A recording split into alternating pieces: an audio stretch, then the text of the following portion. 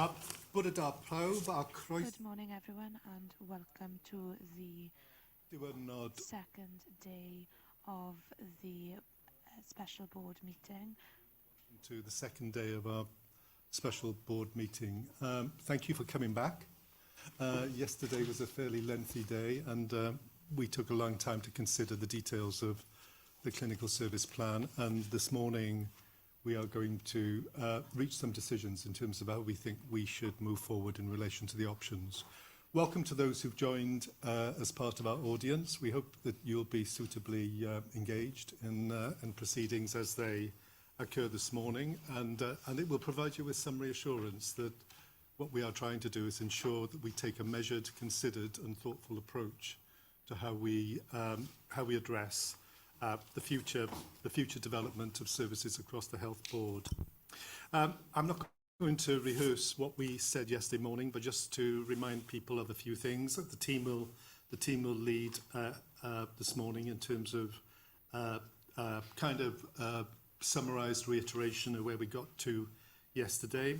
I think from my perspective, I'd just like to reinforce those key issues that we do at every board meeting, which is when we make decisions, we do so on the basis of a number of core design decision-making principles. Those principles is largely to ensure that our decisions are always fair, they're affordable and sustainable, they're consistent with our strategy and our long-term vision of what we want to generate for the board. They don't create an unhelpful precedent, and perhaps most importantly of all, they are safe. So the decisions we make lead to safe patient outcomes in terms of some of the services that we're trying to develop and take forward. I think that's probably critical in terms of our thinking. I'm not going to say a great deal more at this stage because I know the team will want to spend some time sharing their reflections on yesterday. There is a rhythm to today. So we will look at each of the 9 services in probably 3 sections, and we will take a break at various points to make sure that we are bringing our best to each of those considerations and that we're not wearing ourselves out during the course of the morning. So we will break regularly as we hear it. We've set aside enough time to consider and think about those options. It is, as I've already indicated, not a rehearsal of yesterday, so we're not going back to rehearse what we've already heard.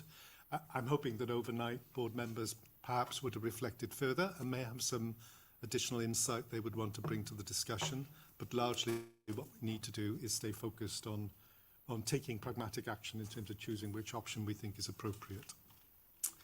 Having said that, I'm going to hand over to Lee. Diolch, Cadeirydd. Thank you, Chair.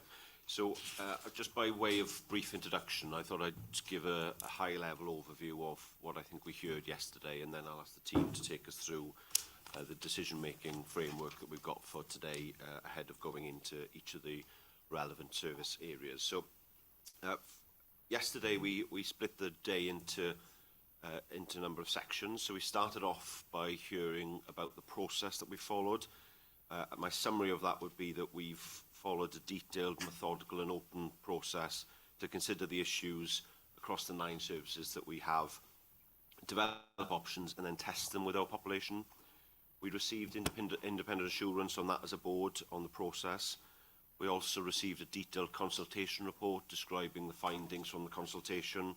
Over 4,000 people attended engagement events and we received over 4,000 questionnaires. From those questionnaires, we were able to identify a number of key themes to support our decision-making, and we also sought alternative options and ideas that could be considered as part of this decision-making process.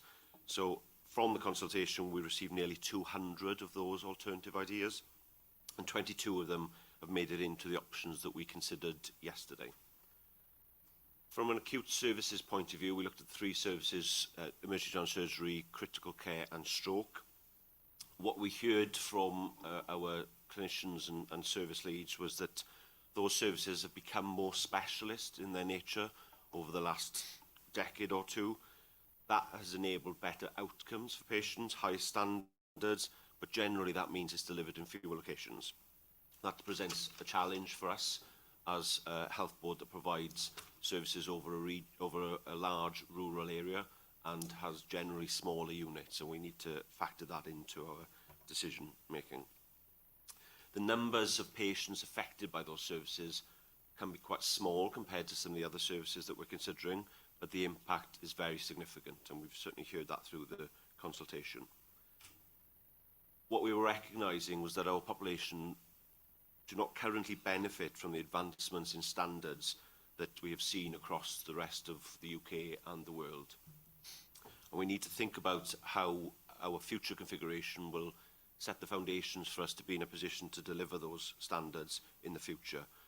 It was also noted that it will be difficult for us to recruit consultants and specialist workforce in these areas if we're not in a position where we can deliver the modern standards of care. So, whilst there are a lot of concerns around the current position, and we're recognising that those services are not where we would want them to be, this does present us with an opportunity today. The flip side of that is an opportunity where we can take decisions which will improve outcomes and secure the long-term future of those services in West Wales. From a planned care point of view, we've got a different set of challenges. So there are some areas with workforce challenges and fragilities, particularly in areas such as dermatology, but often the challenge is more about the waiting times and the delivery of enough activity to meet the needs of our population in a timely fashion. We've seen through the course of the clinical services plan work that we've delivered improvements in waiting times in a number of areas, but nonetheless the waiting times remain longer than we would want for ourselves and our family. We've seen temporary service changes since COVID in a number of services, and part of the decision making through the course of delay will allow us to determine the permanent arrangements for those services. Given the nature of the challenges within planned care, productivity and efficiency of the services becomes a very important consideration for us in our decision making today. In particular, to reduce and eliminate ultimately unsustainable and ad hoc solutions to delivering activity. From a diagnostics point of view, we heard about endoscopy and radiology. These services are critical to a range of pathways beyond the services themselves. They do present with a different set of challenges, so they're not fragile in the same way that we've seen with some of the other services, but and their activity is measured in the thousands, not in single figures.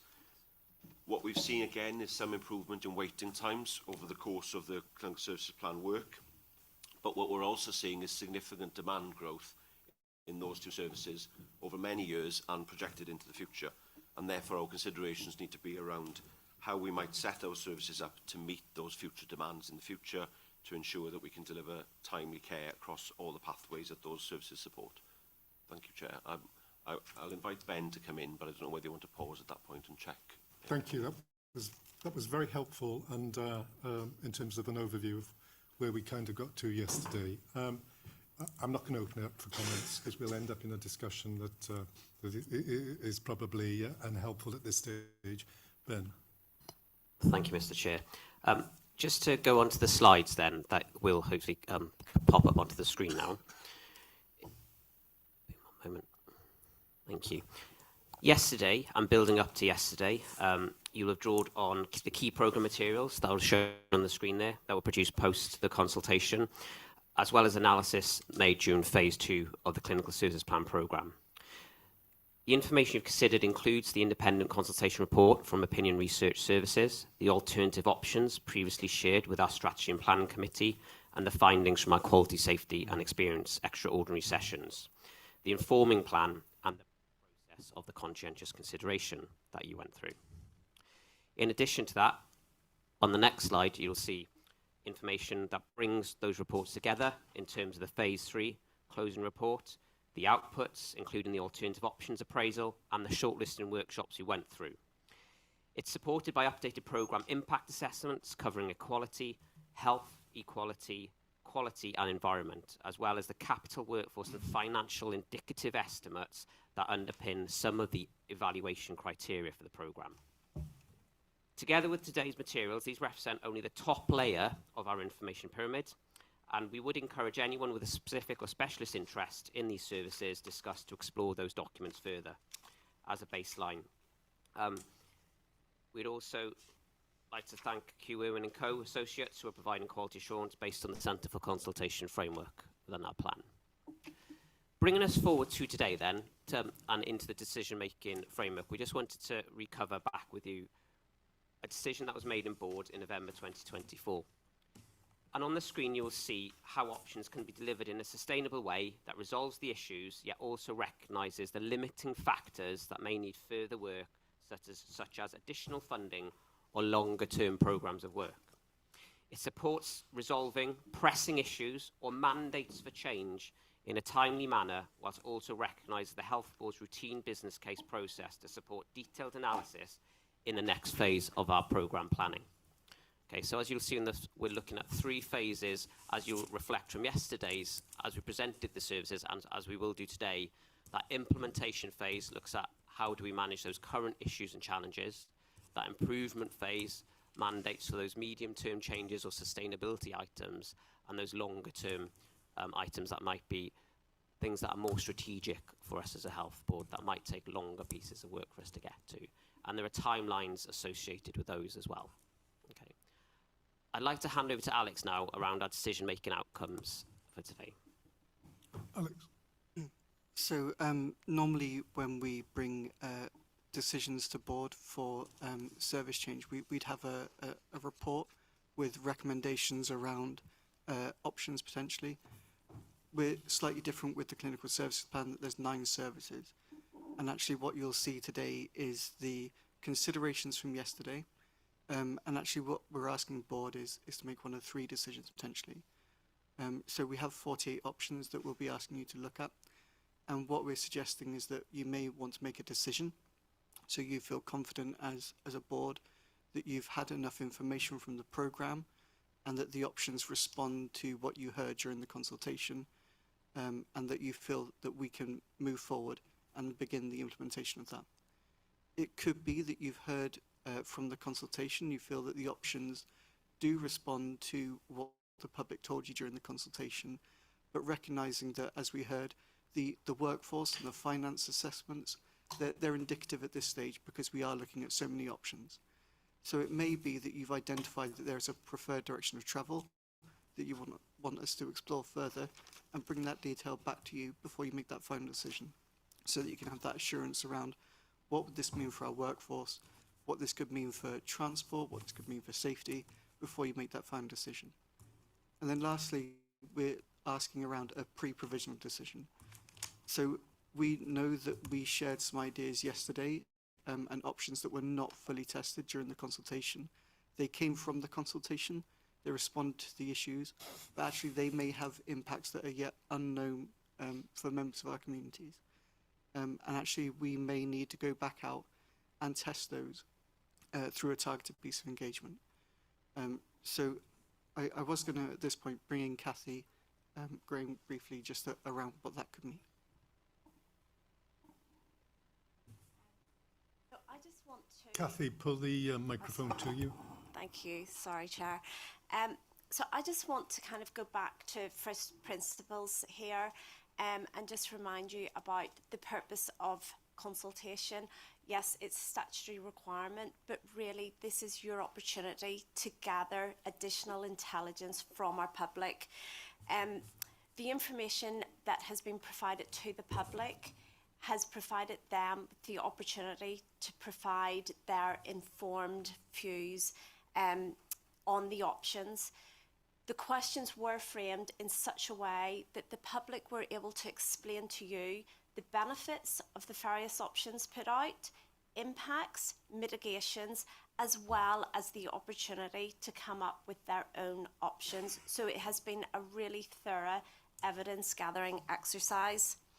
So within that, so the purpose is to build on your existing knowledge base to help you make the best decision possible.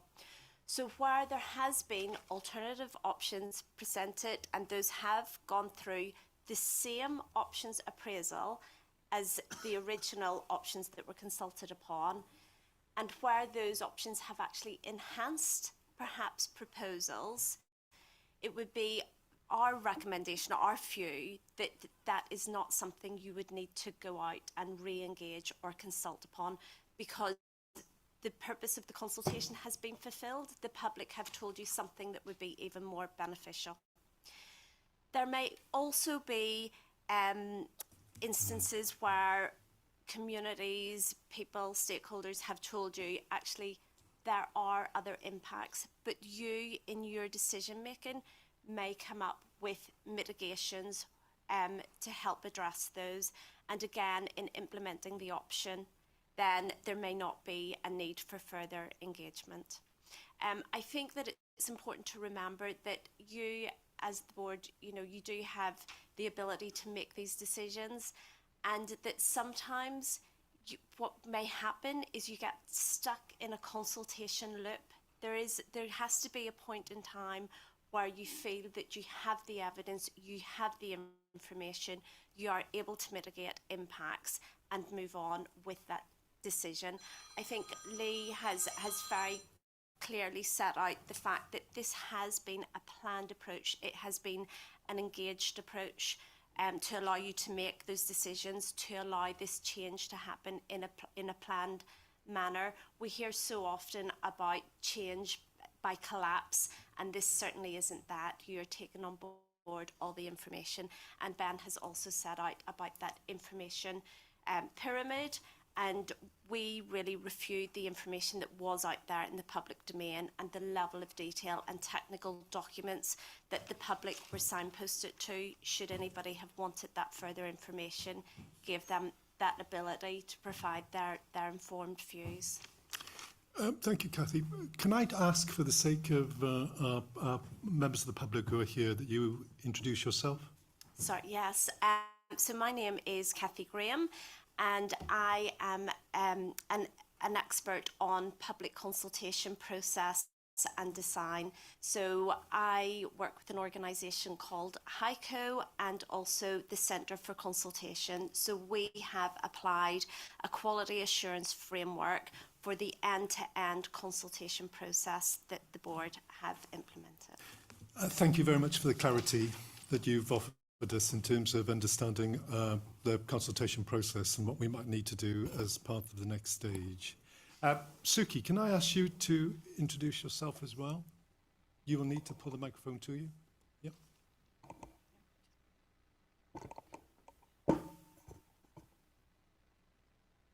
Hi, I'm Suchi Vijay. I work as a GP. I also work as a program director for GP training in Pembrokeshire. So I'm wearing various hats at this point. I do a bit of LMC work as well. So I think I'll be getting, you will be getting a view from the GP colleagues of mine and probably mine as well. Thank you. Just to clarify, Suki's here to observe this board today in terms of how we make decisions. You're very welcome. Thank you. Okay.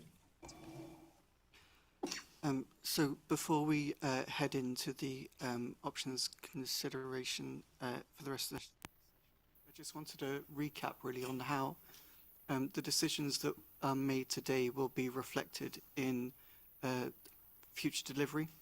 So what we're not expecting is any of these changes to materially impact the annual plan for next year.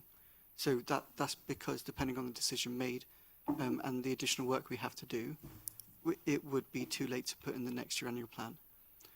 What we are expecting is to see those potentially the work to deliver some of these options appear in that plan, but the outcomes of that may not be delivered until the 27-28 planning process onwards. I think the other important bit about that is yesterday you heard a lot from the services about the hard work they've been putting in recently to help tackle backlogs through things like waiting list initiatives. And that's also been largely as a result of goodwill to do that as well, and they reflected that wasn't sustainable. What you see in these options that they put forward, and the alternative options as well, is what they believe to be a way to sustain those gains. so that they can sustainably continue to deliver services and not need to bring in that additional work to do that. So that would be something, again, we would expect to see in future annual plans, that we're able to manage those waiting lists within our services without needing to look for additional workforce and additional asks from our teams. And then I thought it'd be useful at this point just to recap around the top 3 criteria that we had yesterday. So the options that were presented, they looked at the scoring as part of the option development group. And the top 3 criteria that the options responded to were clinically sustainable. So would there be a need for that service? Would there be enough patients to actually make that a viable service? Workforce sustainability. So would we be able to sustainably recruit the staff to make sure that that service lasts and that we wouldn't be in a position where we have to come back and look at doing this sort of thing again? And then lastly, compliance and attainment of standards. So would we, by making these changes, improve the standard and quality of care that we're able to provide? So when you see the options later, it's just worth remembering that that's what these options have been assessed as doing well against, and that's why they've been put forward. That doesn't mean that you can only pick those ones that you see on the screen. We did share 48 options with you yesterday. If you think that there are actually other options there that you want to consider, that this doesn't preclude that. Thank you. Very helpful. So this slide highlights the key considerations that you heard yesterday from the public consultation feedback and the service dependencies for emergency general surgery, critical care and stroke. Some of the key considerations are transport and transfer of patients, transport and travel for patient visitors, impact on the Welsh language as considered through our quality impact assessments, and regional working.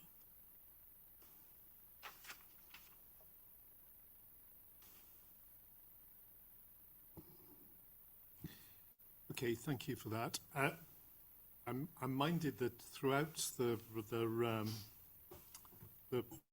throughout yesterday, when we received that kind of feedback, Nikki gave us the feedback from the consultation and the views of the communities. The transport and travel was a recurrent theme.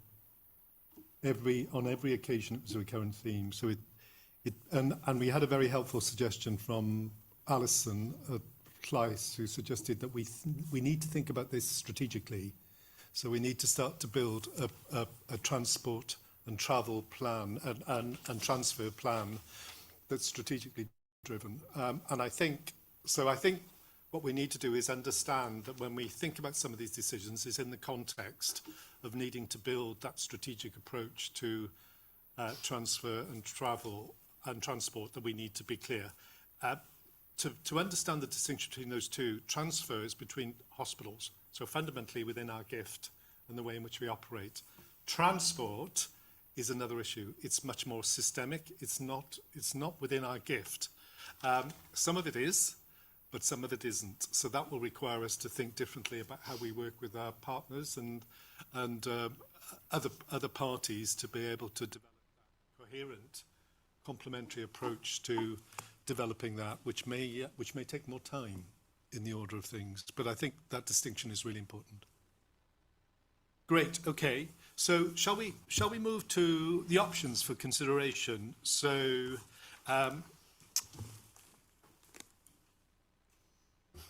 in terms of emergency general surgery, we had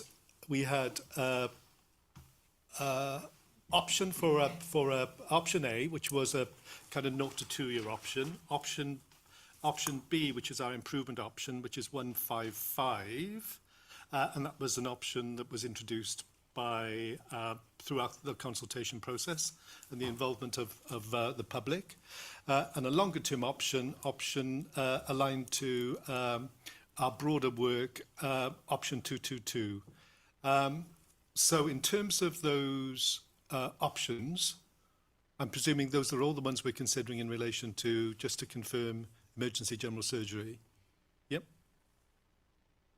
I want to invite views or thoughts.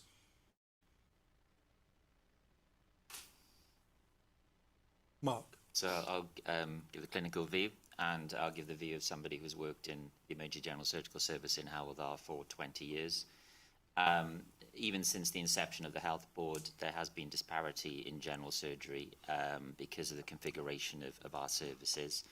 The option presented here for implementation, option A, does really give us the best option for providing a quality, safe and sustainable service, I think, for the future. It will allow us to provide a sustainable rota, to further specialise, and importantly for our patients, ensure that there is equity of service for all of our patients, that they're all offered the highest standards of general surgical care. I would very much commend the options as they are described. And then the improvement phase, which indicates strengthening the same-day emergency care, also will ensure that the majority of patients are assessed as close to home as possible, and the smallest number of patients will require transfer or transport to Glangwili Hospital. And we do know that patients will recover better from particularly major surgery if they're offered high-quality rehabilitation. So then the longer term of developing rehabilitation units in line with our other services will ensure that we deliver the best outcomes for our patients. Okay, thank you very much. So back to Alex's reference to those three levels the 2 levels of sustainability, workforce and the highest kind of clinical practice, but also meeting standards. In your view, it would achieve that, yes. It would meet those 3 factors. Andrew, anything you'd want to add in terms of the way the services are operated? No, I think I would echo a lot of what Mark has just said as medical director. I think what we do know and what we've heard is that I think the model as described will retain as much activity as possible in Withybush. I mean, only the very specialist cases that needs potential surgery will move, so it mitigates the impact whilst protecting care as close to home as possible. And certainly we know, and we heard how challenging it is increasingly to staff multiple on-call rotas out of hours across multiple sites. So this would help address that issue and make it a more attractive service in which colleagues from across the UK would recruit to. Yeah. So I'd agree with everything Mark said. Thank you very much. Hugh, and then I'm going to go to Sharon, and I'll come to Phil. Yeah, thank you. I'll just make a couple of observations in Welsh. Fi'n cytuno gyda'r... I do agree with the direction and the decision that is being encouraged. I only wanted to be clear that there is a still need for us to have a business case to bring back to the board in terms of investing in the improvements that are needed, and also in the long term, also options 1 and 122. This gives us a direction, but we'll still need a business plan to come back to in the future. Thank you. Thank you. Very helpful. Sharon. Thank you, Chair. Are you able to hear me? We can't see you, but we can hear you. Oh, thank you. Actually, I just wanted... We can see you now. Go ahead. You can see me. Excellent. Thank you. You will have heard mentioned over the last yesterday and potentially today around the quality impact assessments. And I just wanted to assure Board that in line with the Health and Social Care Quality and Engagement Act, the Health Board is required to demonstrate that all strategic decisions are informed by the duty of quality, ensuring that an improvement across the 6 statutory domains of quality, namely safe, effective, efficient, equitable, timely and person-centred. So just to fulfil that obligation, a full quality impact assessment has been undertaken for every shortlisted option across all 9 services within the clinical services plan. And this will provide the Board with a structured, evidence-based understanding of the anticipated impact of each configuration prior to determining the preferred service model. So across all the services, the quality impact assessment process confirmed that the clinical services plan represents a critical opportunity to address long-standing fragilities, work for sustainability challenges and variations in service delivery and inequity of access.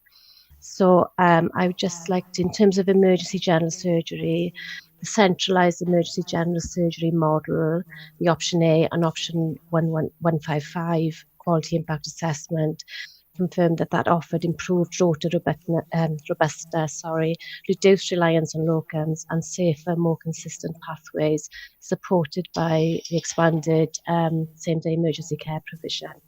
Thank you, Chair. Diolch. Thank you, Sharon.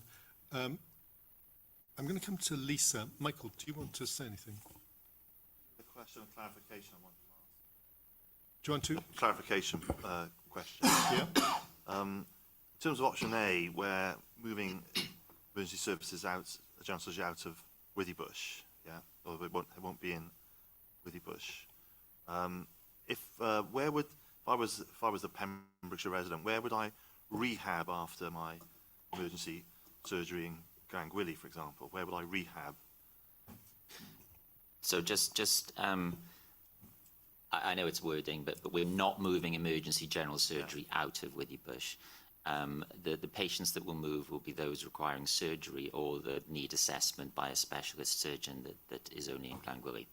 So currently rehabilitation is performed either in the local hospital, so a degree of early rehabilitation will be undertaken in Glangwili, and then a proportion of patients may return to Withybush, may return to the community, or may return home. So those pathways are in place now, so we're not looking to disturb any of those. And I think the numbers of patients would be small. As in? As in a low number of patients that would need to do that. As in? We've as said in, small, I would say probably less than one a week. Okay, thank you. That's helpful. Maynard, you look inquisitive. Is there anything you want to say? I was just going to comment that the numbers are actually, we did hear yesterday. We did. Currently, it would be a maximum of 9, but they would anticipate that declining because of the STEM services. Of course.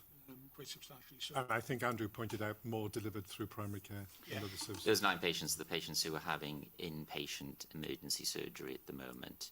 And the majority of those will not need rehabilitation. In Withybush currently, there is 1 patient a week who has a major emergency abdominal operation. So those are the patients that likely do need some form of rehabilitation afterwards. Great, thank you, very helpful.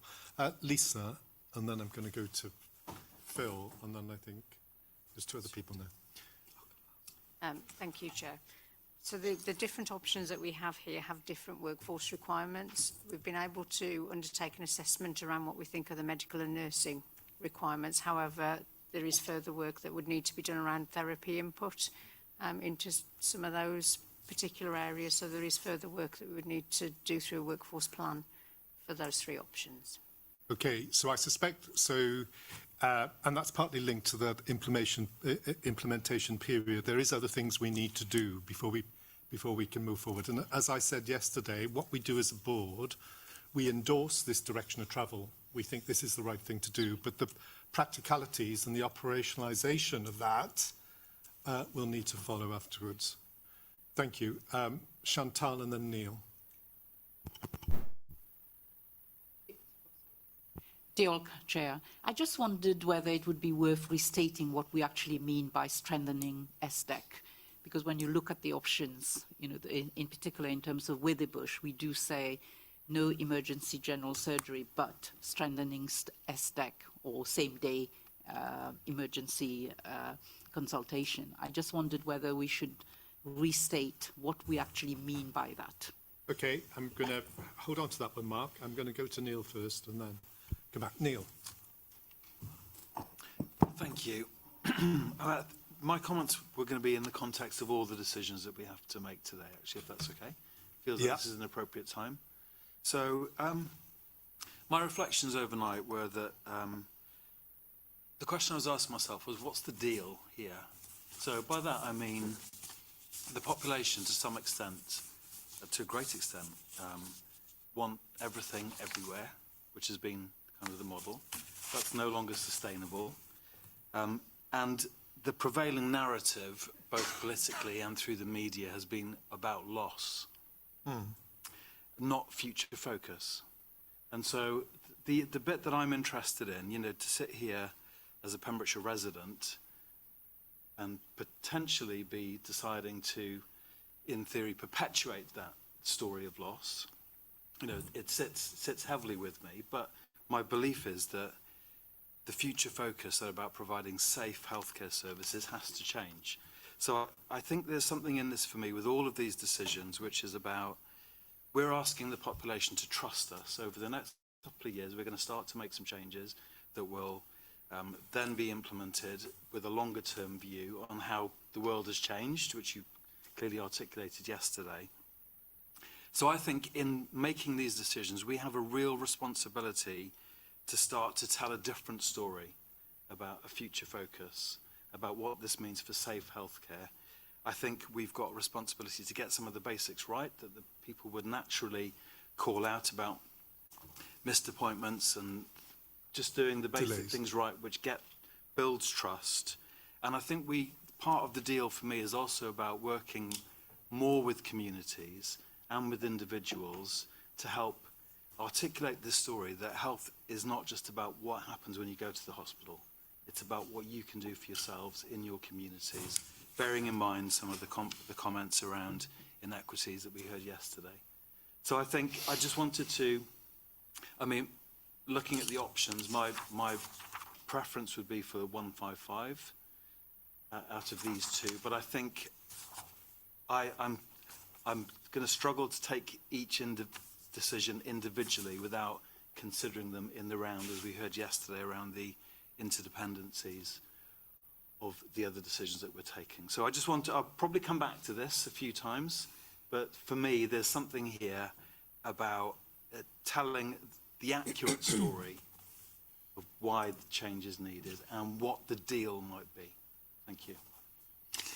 Thank you, Neil. Before I come to Mark, I mean, I would completely agree with what you've just said. I mean, and as I said yesterday, we have a responsibility as a board. We have a statutory responsibility. I think we have a moral responsibility. The statutory responsibility is to not knowingly deliver services that are suboptimal or do not meet the standards. If we know there are standards and we're not meeting them, then we are not discharging our role effectively as a board. So fundamentally, that's a very clear message that we need to hold on to as a board. Morally, there's a broader question about what's the right thing to do in this environment. And in my head, it often feels there's a difference between what's the right decision and the good decision.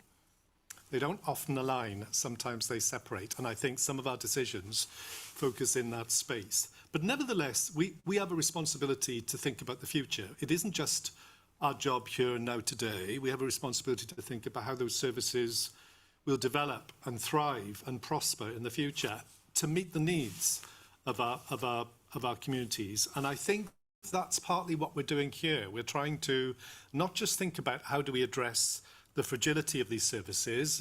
As Sharon has indicated, we do need to make changes in this space. What we're also trying to do is understand what the world will be like in the future and how we will need to deliver for very different demands that emerge from our population in West Wales. So a combination of those things makes it really tricky and really complex for us to work out the solution. But we have to be mindful of all these factors in discharging our role as board members. And frankly, to be a bit courageous inside that space, because actually we do need courage, because we won't please everybody inside this space. We have to do what we think is the right thing to do. Right, I'll get off my soapbox now. I'm going to go to Mark, Eleanor, and then Phil, and then we'll make a decision. Okay. Okay, I'll answer Chantal's question about what a strengthened SDEC is. Essentially, it's about delivering what our patients need. Patients need access to rapid assessment as close to home as possible, and that's what same-day emergency care is. And what strengthening the service gives us an opportunity to do is to give patients appointments. As what happens now is often patients attend hospital in a relatively unplanned way. We can also align their requirements in terms of the diagnostics they need, so they have the appropriate diagnostics the same day when they attend hospital. They will not need to return unless they need to return for something specific. That means they can leave hospital that day with a diagnosis, a treatment plan, and understanding what their follow-up, if necessary, is going to be. We can looking at the demand and capacity needs for the Pembrokeshire population. I think we can very straightforwardly do that. There is an excellent medical SDEC in Withy Bush currently, which provides, I'm sure you've all heard, a very high standard of care. And we are providing a lot of surgical assessment currently through that unit. So with some changes and improvements, we can increase the offer to the surgical patients, as I said, with the goal of ensuring that only those patients who really need to travel to Glangwili will do so. Yeah. Thank you, Mark. Very helpful. Right, I'm conscious of time, so I'm going to ask board members to be succinct, which you always are anyway, Eleanor. So I'm mindful that we are of our communities, not just of the board. Pull the microphone to you a bit. I'm mindful that we are part of our community, not just part of the board. What we have to do is to provide the best quality service at the right place at the right time for the people who we are here to serve. That means whether it's in Aberystwyth, in Haverfordwest, in Llanelli, or anywhere in between. And I think we have to listen to our clinicians. Our hospitals are 70 years old, I think, at their oldest. Our demographic is changing. The whole makeup of the population is changing. It is going to take courageous decisions to make this happen. And our clinicians are being courageous and saying our service isn't good enough at the moment. And as a board, we need to be mindful of that and mindful of the fact that people need the best quality service, and that will be the context in which I consider everything that's before me today, and I think that will be the same for every board member as well. Diolch, Cadeirydd. Thank you, Eleanor. I think that builds on Neil's points about how we need to make our decision. Right, okay. You look as if you want to come in. Ardiana first, and then we'll come to Lee. Diolch. Thank you. As a follow-on from Neil's helpful comments, I wanted to ask the board that where we're looking at all these options, the 9 options, we are also mindful of our wholesome of the provision of not just the health services, but also the health improvement pathways that we have, starting from as we wrap around, particularly as we're talking from the emergency care services, as we wrap around the social model for health, as we work with our partners to enable our individuals and communities to maintain good health and improve their health. And those aspects throughout the pathway and throughout the 9 services, as we've heard, emergency care, preventable elements of presentation, but also outcomes and recovery from emergency surgery are much better when we have healthier overall in the baseline communities and individuals. From chronic conditions, as we examined yesterday, the bulk of those chronic conditions, stroke, dermatology, urology, that can be at large preventable, and that we've got those pathways, and as we examine these services, we do not lose sight of including and embedding those preventative interventions. My second point is that we do maintain that equity lens, as Sharon reminded us, for the quality, the Act and the assessments that have been done, that we do not forget of the socioeconomic backgrounds of our individuals, not just strictly defined quality, but the equity, that we ensure that when we develop those services, we look at where our individuals, where our patients are starting from, not what they're presenting, because an equal, a same clinical intervention does not result in equal outcomes. It can exacerbate inequalities if we do not take account of where our patients and our communities are starting from. And thirdly, and I want to assure but also ask the board that we will monitor outcomes. We are developing better mechanisms of monitoring actual outcomes of our services. And the direction of travel that we'll be setting today, it's not set in stone. We will be reviewing and we will be adopting as needed. Diolch yn fawr. Thank you. You make a really important point there, Diana, which is that it's not about putting into motion these things and just letting them go. We need to continually be vigilant about the patient experience and how we're improving it. So, and that will mean that in the future we will need to iterate and rethink those services and evolve them and develop them further as we would expect. But thank you very much for that. Very helpful. Lee, and then Hugh, and then the last comment going to Phil. Okay, so just briefly then. So what we're trying to do through each of these services and decision making is set the direction of travel, and that naturally will fall in some cases into an implementation phase where we seek to resolve the most immediate issues, an improvement phase, and then the longer term. So I'm certainly of the view, as others are, that option A is the best option to deal with the most immediate issues. We would aspire to, as Neil says, option 155, and that obviously enhances the services, and that will be something that we should look to deliver as part of the improvement phase. And then finally, longer term, we have set out a strategic direction for health services in West Wales already. 222 is the one that best aligns with that strategic direction, i.e. that we'd have 2 sites within Hywel Dda delivering emergency general surgery. But at this point, that is not something we can implement. I think we should be noting as a board that would be the direction of travel that we would endorse. But if we were to implement that in the future, then we would need to have a further period of engagement with the population as well, because that would be a different service model to that which we've consulted on. But that is for the future rather than in relation to option A. That was very helpful as a clarification. Hugh. Yeah, Cadeirydd, diolch. Thank you, Chair. Lee has made the point directly in very clear. However, as Neil was saying earlier on, I would like to say something at the beginning that is appropriate for the whole day, and I would like to repeat the message from yesterday and be completely clear in terms of what we're doing today and what we are not doing today. We are not doing savings today. That is not the reason why we are having this meeting. This is for creating clinical services, but we do have a service to give for the taxpayer. If they will be fragile clinically, they will be depending on a very small amount of individuals and have it difficult to reach standards. Of course, the financial results follow from that.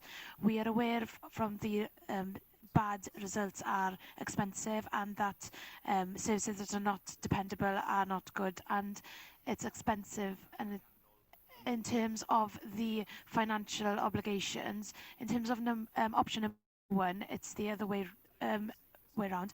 If we follow the sustainable services, that lessens the variance here, and the results and the financial benefits follows. And of course, there is a dividend here that isn't in the figures in front of us here. There is a financial dividend in better results, and that ensures us in the future to release. It gives us freedom to release and invest more in the future in order to better the services. So as Lee was mentioning, this is giving us a clear direction, and we need to come back then with a business plan to ensure us to invest in improvements in that sector in the future. Thank you, Chair. Very much. Phil. Diolch, Cadeirydd. So I think we did hear yesterday that these are really major procedures that we're talking about here, major surgical procedures from our clinicians, and as our colleagues have said, our clinicians are not satisfied with the standards that we are able to, of care that we're able to provide. They want to improve on the quality. So I found it was helpful to hear that yesterday. And this was all about improving quality and experience for our public in terms of thinking about what the offer is that Neil was asking. We would be looking to that, and we would want to see that in our evaluation as we go forward, as Ardiana was saying. We also want to keep people as local as possible, as many people being treated as locally as possible, which is why the idea of keeping the SDECs in place is important, and keeping the services in Bronglais for people who live in the Mid Wales region. We did hear from the public in Pembrokeshire that they would prefer option B yesterday, but we also heard the concerns from both our clinicians and our managers about the risk of having a on-call that rotated between Withybush and Glangwili. We also heard that that would not only be a clinical risk, it would be a logistical operational risk, and it was also threatened sustainability in terms of recruitment. So there were many things, I think, to be concerned about option B, adding strength, I think, to the options that we're presented with today. My feeling, therefore, is that I agree with colleagues that we're agreeing a direction of travel today with our decisions. We will need a business case, an implementation plan to come back to us, which would need to consider the workforce considerations that Lisa has mentioned, and of course the financial considerations that Hugh has mentioned. And I think also be clear on the outcomes and experience measures that we will be measuring going forwards. Lee mentioned an important point, that as part of our thinking going forwards, we will also need to consider in the longer term options whether there might be a need for future engagement with the public, where there are options that are outside what we've already engaged. And I think probably, as Lee has pointed out, probably option 222 fits into that group. Great. Okay, thank you for that. I'm keen that we make a decision in relation to this service. Mark has indicated that the clinical perspective would be around option A. Can I ask board members what their view would be?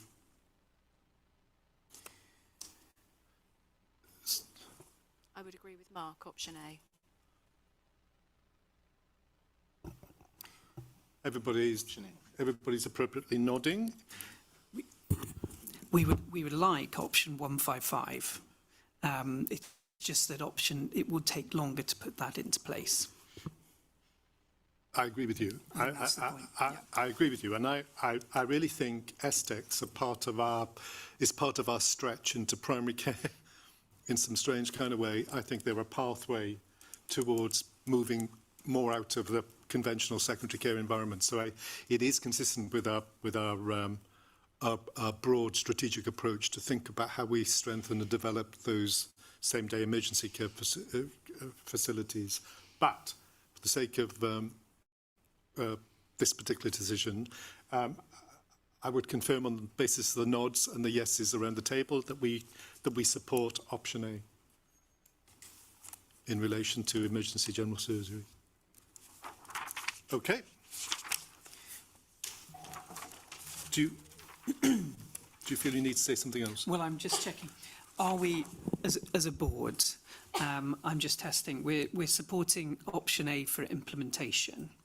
Are we supporting 115 for improvement, which would also have to be part of the business plan development, and also a strategic aim for option 222, subject to further development and potential engagement? So it feels to me we can agree to the improvement, 2 to 4 year improvement, which would result in strengthening the SDEC at Bronglais, without needing to go back to engagement or consultation. So I think we should embrace that as our aspiration in relation to this. On the longer term view, 222, I think we should just come back to that at the appropriate time. because that will, all kinds of things might change between now and then to influence that. Let's not hold ourselves to that at this point. Are people comfortable with that? Hugh. Ie, Cadeirydd, fi'n credu bod yn resymol iawn. I think it is quite reasonable for the board to agree with option A and then ask for the executive to come back with a business case for 155 and 222 in the future. So there is a contingency around this, as you've quite rightly pointed out. We're agreeing the direction of travel, but in terms of the supporting business case for this work, then we will have to come back to board. Great. Okay, thank you for that. Let's move to our next service.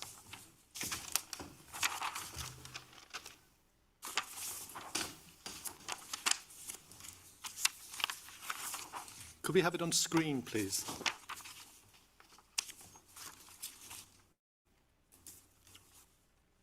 Great. Anything you want to say? It was just to add, Mr. Chair, that just to reflect on the option, just for everyone's memories, current service as it's currently operating for critical care, we have three intensive, technically we have 4 intensive care units now, but we have a temporary arrangement in place at our Prince Philip site.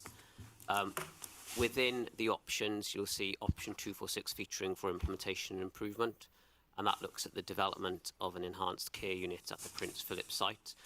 Going around, you heard the details yesterday from the clinicians around that and the service that would include initial implementation around a consultant anaesthetist to support the enhanced care unit at the site, to support the procedures that are being delivered there. In the improvement phase, that was more around the ICA licences and using aspects of rural GPICs, the general practice on intensive care medicine guidelines, to look to how we could have a sustainable across-site critical care service that supports units in such as Bronglice and Withybush. And the longer term there, you have the option A, again, very similar to 222, being more strategically aligned to maybe changes of having 2 critical care units in the health board. That's okay. Thank you. That was very helpful. Mark? Dear Cadeirydd, so I would endorse the options as they've been described. The earliest driver for change was the urgent change that we needed to introduce in Prince Philip Hospital because of our inability to provide safe senior cover to the intensive care unit at Prince Philip Hospital.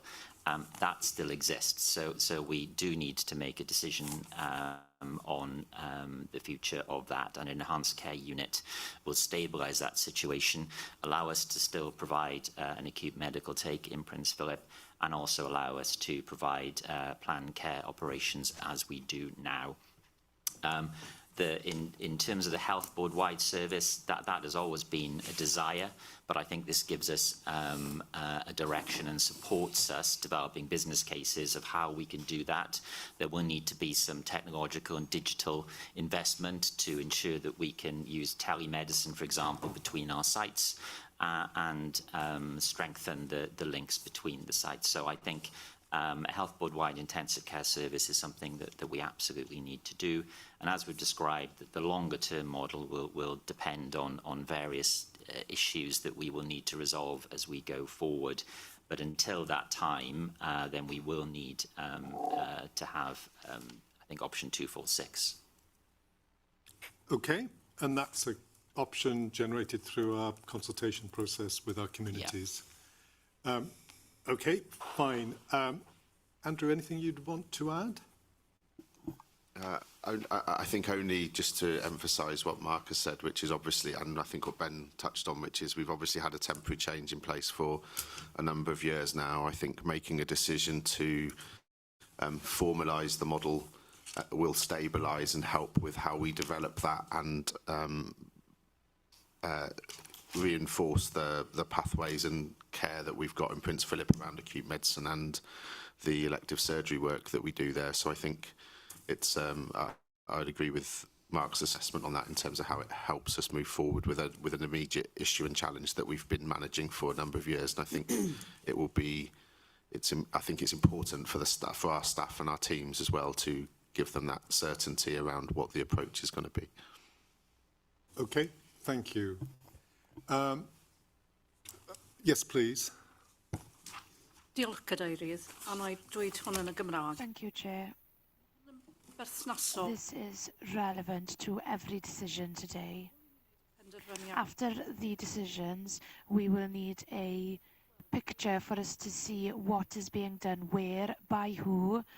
This is confusing, and the total of the decisions is going to change the services that we have with the health board, and it's important that people are aware what is going to be done in the community, what is going to be done in hospital, and what is in a integrated health centre. And we have to remember, after today, someone will have to go out and make that picture. What's important following today is that we can tell the public this is what your service, what your care system will look like, and what the health service will look like for you, and this is the best we can offer for you, and that will have to come back with the business plan and the money and everything to the board to make the correct decision following that. Thank you, Chair. Thank you, Eleanor. Yes, please. Can I respond to the comments by Eleanor, please, Chair? Oh, I only wanted to add the Eleanor's point in a way, and add the point that our decisions today do not mean that it is happening tomorrow, and we will have quite a large piece of work to be done in order to communicate that exactly what Eleanor has mentioned in terms of giving individuals certainty when they are in pain or in an emergency, that they know exactly where they should go for the correct care. Ensuring that people in their moment of emergency know clearly what is what, and we will be doing that as a team today in terms of communicating our decision, but over the years to come we will be communicating clear to our public where to go for the best care possible. Thank you. Yes, please. Yes, Maynard. Thank you, Chair. It's a point of clarity. Option 246 is, if I remember rightly, actually option B with the added benefit of hospital-wide management and on-call over that. So just clarifying on that, if we decide on going forward with 246, we will not need to go back to further consultation. I'm happy to come in on that, Chair. So no, as that is aligned to the option that we consulted on, the way in which we're delivering that operationally is what is drawn out in option 246, so that wouldn't require further engagement with our communities. Thank you. Colleagues, James, do you want to say anything? Diolch, David. I think similar to the point Neil and the Vice Chair raised earlier, in addition to Lisa. So I think if I make the point now, so when we're talking about the opportunity that we've got with all these options, I feel the need to reinforce the point that the workforce perspective is going to be key. So many of these opportunities that we do see presented today allow the consolidation of the allied health professions and the health science workforce in many ways. There is significant opportunity in taking some of the decisions we will consider today in the short term, medium and longer term. So I just wanted to point out that to the public communities that there is significant benefit to yield sooner than later with some of these options, which aren't always as evident as they appear to be at the moment. Diolch. Thank you. Right, I'm going to come to Sharon, who I think has a comment. I do. Thank you, Chair. I just wanted to build on my comment about the quality impact assessments that I mentioned earlier. Just to note that the assessments also highlighted, as we've discussed yesterday and this morning, that the benefits of several options are contingent upon system-level enablers, particularly timely inter-hospital transfer, robust multi-site workforce models, and appropriate estates configuration, as we discussed yesterday. And that a combination of those enablers is essential to ensure that safe and effective functioning of more centralised and consolidated service models. So in relation to critical care, the quality impact assessment panel noted that the option that strengthens or regionalises critical care, notably option 246, demonstrates clear quality benefits, including enhanced sustainability, improved adherence to the guidelines for provision of intensive care services, and more resilient staffing. So I just wanted to note that really, but it is dependent on the benefit. That benefit is heavily dependent on establishing that transfer service. Okay, thank you. Which brings us back to that travel and transport and travel and transfer issue that we talked about earlier. Rodri. Well, I ddweud y gwir, Sharon. To be honest, Sharon, you've answered what I was going to ask, but just generally then, in terms of option 246, and then also just generally a reflection that a consultation does work, and that the comments that come out of the consultation is created into 246, and I think that works very well. Thank you. Chantal.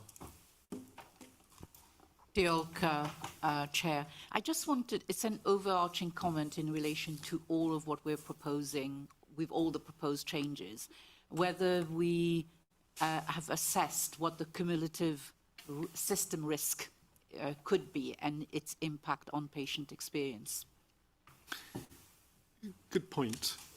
I mean, I think largely what we heard yesterday was what would be the positive and negative impact of some of these changes if we were to make them. And largely they focused on patient experience in terms of the challenge of transporting people or the associations with that. I think the case for improving services or services being improved as a consequence of these changes was compelling. Our clinicians kind of presented a clear sense. But you are right, it's a complex system, and there will be other things that probably we haven't anticipated or looked at or been able at this stage to establish. And I think that calls for us to be vigilant in terms of when we make these changes as to what might be the unintended consequence or impact of the things we're doing inside this space. Good point. Lee.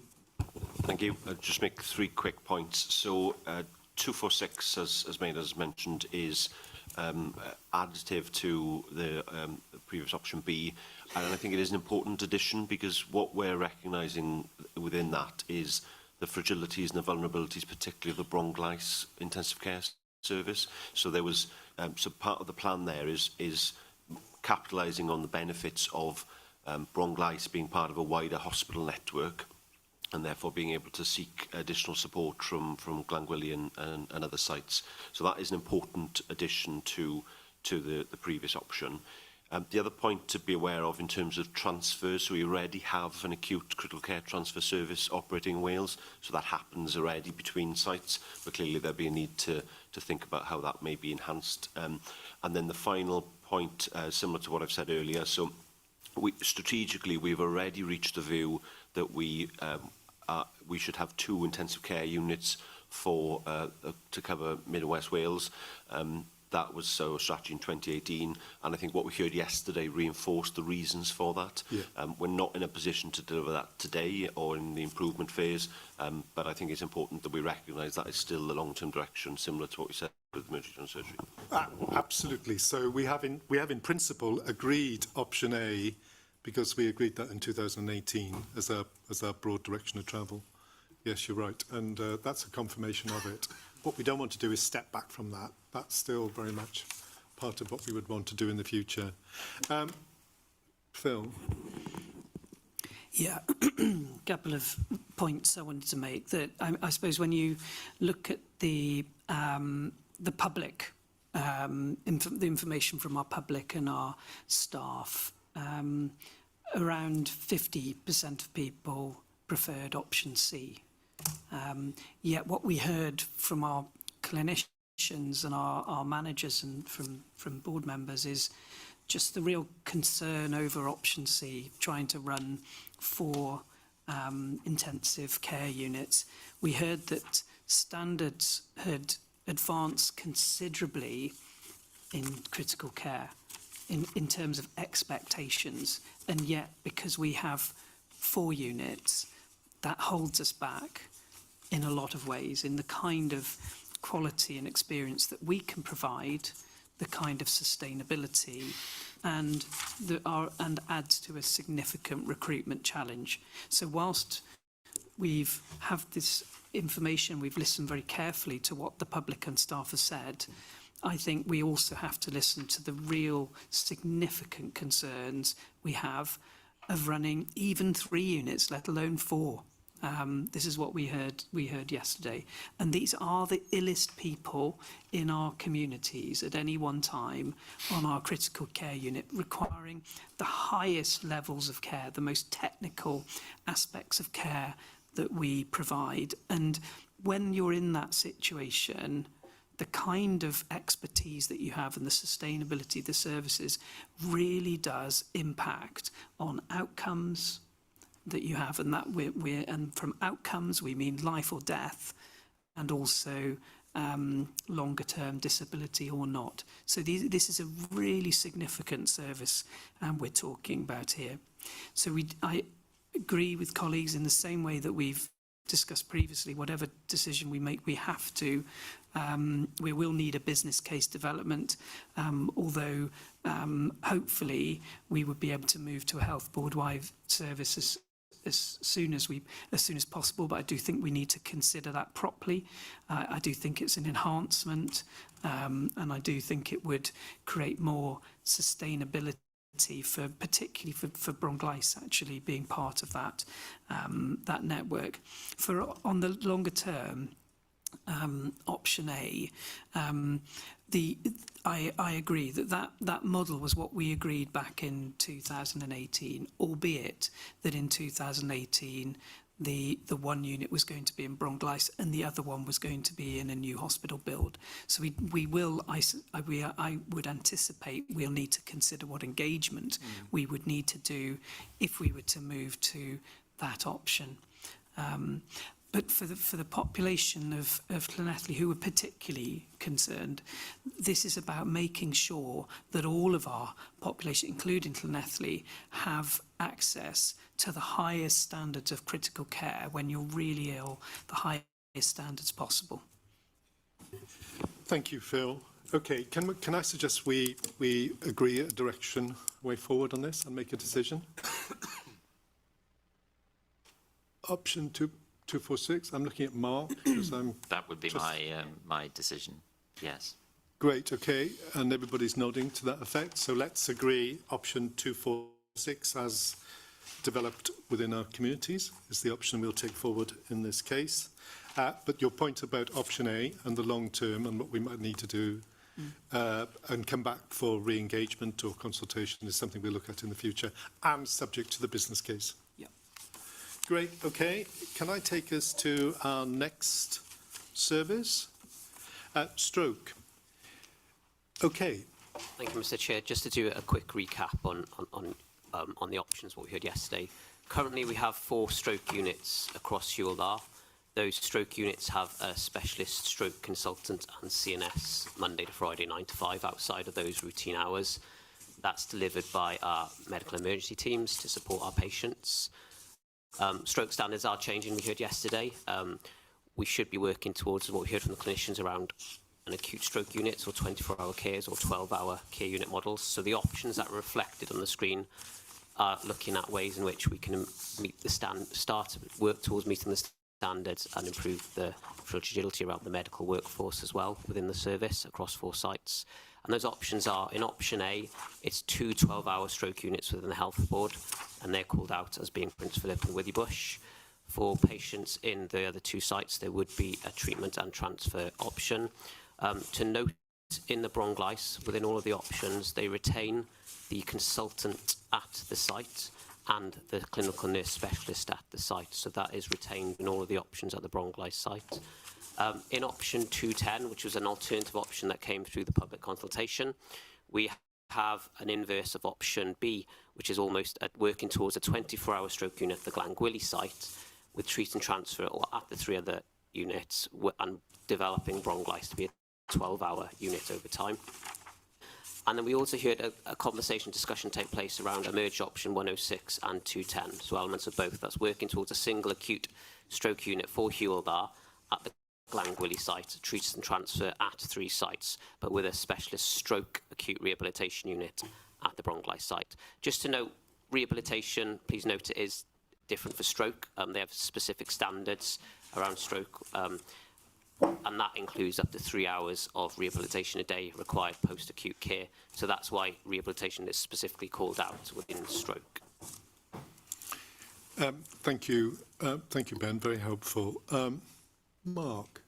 Dear Caderaeth, I think what I first want to do is recognise the significant interest and involvement we've had in stroke care within our health board. The reason for that is stroke can be a devastating condition and result in long-term, lifelong disability. What that means is not only do we have a duty, but we have the ability to offer the highest level of care. And that's what we're not doing at the moment with our current system of trying to provide care at 4 sites. So change is absolutely necessary if we're to produce the best outcomes for our patients. I think the other important thing to describe is the treat and transfer model, and I think there has been some confusion about that. What we are proposing is that all patients will receive immediate emergency treatment at their local hospital. And what that means, they'll have the scan and they'll have the clot-busting drug if they need it, given immediately. And there's been a lot of confusion about using terms such as the golden hour, for example. The golden hour doesn't refer to stroke, it's about trauma care. But what we refer to in stroke is giving patients treatment as quickly as possible. And in all of the options, we will ensure that because we will treat patients immediately and then transfer them to an appropriate specialist unit. Now, what happens in that appropriate specialist unit is then you have direct access to specialists who will ensure that your recovery happens in the best possible way. The option A that we developed goes part way to doing that because we indicate that we have a 12-hour service on 2 of our sites. Option 210, which came out of the public consultation, is more in line with our long-term strategy, which is about having 1 site that would deliver 24-hour care. And obviously 24-hour care will deliver more a high level of care than simply for 12 hours. And Glangwili is our major acute hospital in the health board, and that's in line with our direction of travel. Option 106, which if you remember, did describe having a stroke unit in Bwrdd. So there obviously are significant advantages to that, and that addresses some of the concerns that quite rightly patients in Mid-Wales have had about support from families during that recovery phase. So potentially merging the 2 options, 106 and 210, does give us that option of supporting patients to be rehabilitated close to home, and also is in line with our long-term strategy of having 1 acute site for stroke care. But again, to reiterate, that patients will receive that immediate treatment at their local site, meaning that their outcomes will be ensured. Helpful. Just describe to me that process. So technically, if someone were treated and then transferred to a specialist centre, how long would they spend at that centre? So that will depend, but it will on average be about 72 hours. And that's what we're talking about, the hyperacute care, when we'll have specialist consultants, specialist nurses, physiotherapy, other allied health professionals to support that patient, to ensure that they don't develop complications. If complications arise, then they'll be picked up early and managed. Some patients, as you know, already do travel for stroke care. There's thrombectomy, which is the surgical management of a stroke. Currently, patients will either go to Cardiff or to Bristol for that care. And that affects all patients in Wales. All patients in Wales go to Bristol for stroke care. So whilst transfer and travel is something patients are rightly concerned about, this is something that happens now. But in this model, what we're doing is still trying to ensure that patients have care delivered locally and will be returned home as quickly as possible. And with better quality care in the early phases, we will ensure what patients have early supported discharge. So we'll maximise the number of patients who can go home within that first early phase. Very helpful, thank you. For a point of clarity, Nikki, I'm presuming if we were to think about the merged option of 106 and 2110, that we would need to re-engage communities. Yes, and that is also the case for option 210 by itself, as that is fundamentally different locations from those that were consulted on in the options for stroke. We would need to understand what the impacts would be for those communities, because we wouldn't have been able to capture that during the consultation, because the options presented didn't allow those communities to share those perspectives with us. Thank you for the clarification. I know Roger wants to come in. Andrew, anything you would want to say? No, I suppose, again, I'm in danger of agreeing with Mark again, which might not be a bad thing. As my medical Occasionally, director. anyway. But I think the key things to me are operationally, it would, and from a deliverability perspective, a single specialist stroke unit for the health board is probably the only way we're really going to be able to deliver the standards of care that we require. The level of resource and staffing that we would need to deliver that on multiple sites would be unobtainable for us, I believe. So I think that has to be the direction of travel for us going forwards. I'm also, though, a bit like Mark, having attended a number of the engagement events, I was really taken by the feedback we had from the public around the importance of relatives and carers in the rehabilitation and care of patients post-stroke. So I think that is something we need to really consider as part of our decision. A really important point. Thank you for that. Before I bring Bwrdd in, James, is there anything you want to say? Diolch, David. I think what I'd add is maybe reiterating the point that we heard yesterday, or I described yesterday. So this acute phase, the most sensitive part of the care that our population who suffer stroke need support with, is absolutely the first 72 hours. And I do wonder how transparent and how accessible we've made some of the terminology, for example, treat and transfer, and how accessible it's been for some of our communities to understand out of the 7 parts of the stroke pathway, the most significant part where they absolutely need that immediate support is the first 72 hours, and how much we've been able to articulate and explain the significant amount of rehabilitation needed by a number of different professions within that first 72 hours, and then what can be delivered locally, closer to home, surrounded by the loved ones, people that they depend on to support with their care and rehabilitation needs. And I do wonder if you know, I don't wonder actually, I think from my perspective as an allied health professional and representing the UHB and health science community, some of the things I think we need to strengthen is that understanding of what can be done within that acute phase and what absolutely can be done closer to home with the loved ones and the support of those people that are important to people who've survived stroke. And I think that feels really important as part of our deliberations and outcome today, not just a medical perspective. Yeah, very helpful, because I think I mentioned yesterday that I think sometimes there's a disconnect between process and delivery and patient experience. So I think the way patients experience it is different from the way in which it's often articulated from a clinical perspective. That's not saying either are wrong, but I think sometimes a gap develops between those two. What I expect as a patient, or what I want to experience as a patient, is not described to me. And better description, better articulation of that would give me reassurance that actually there was something better going to come out of this process. And I'm not criticising anybody for that. That's the nature of how we develop our services and grow them. Thank you for that. Rodri and then Neil. So. Iawn, fe ddechrau yn y Gymraeg, jyst ddim eisiau ailadrodd, a fe ddim yn ailadrodd yn byd nes I weid ddo. Firstly, I just want to reflect perhaps on, Nikki, what you said yesterday, yesterday afternoon, just regarding the planned care and also the acute care. You made it quite clear with planned care, people are willing to travel because they know there's a centre of excellence somewhere.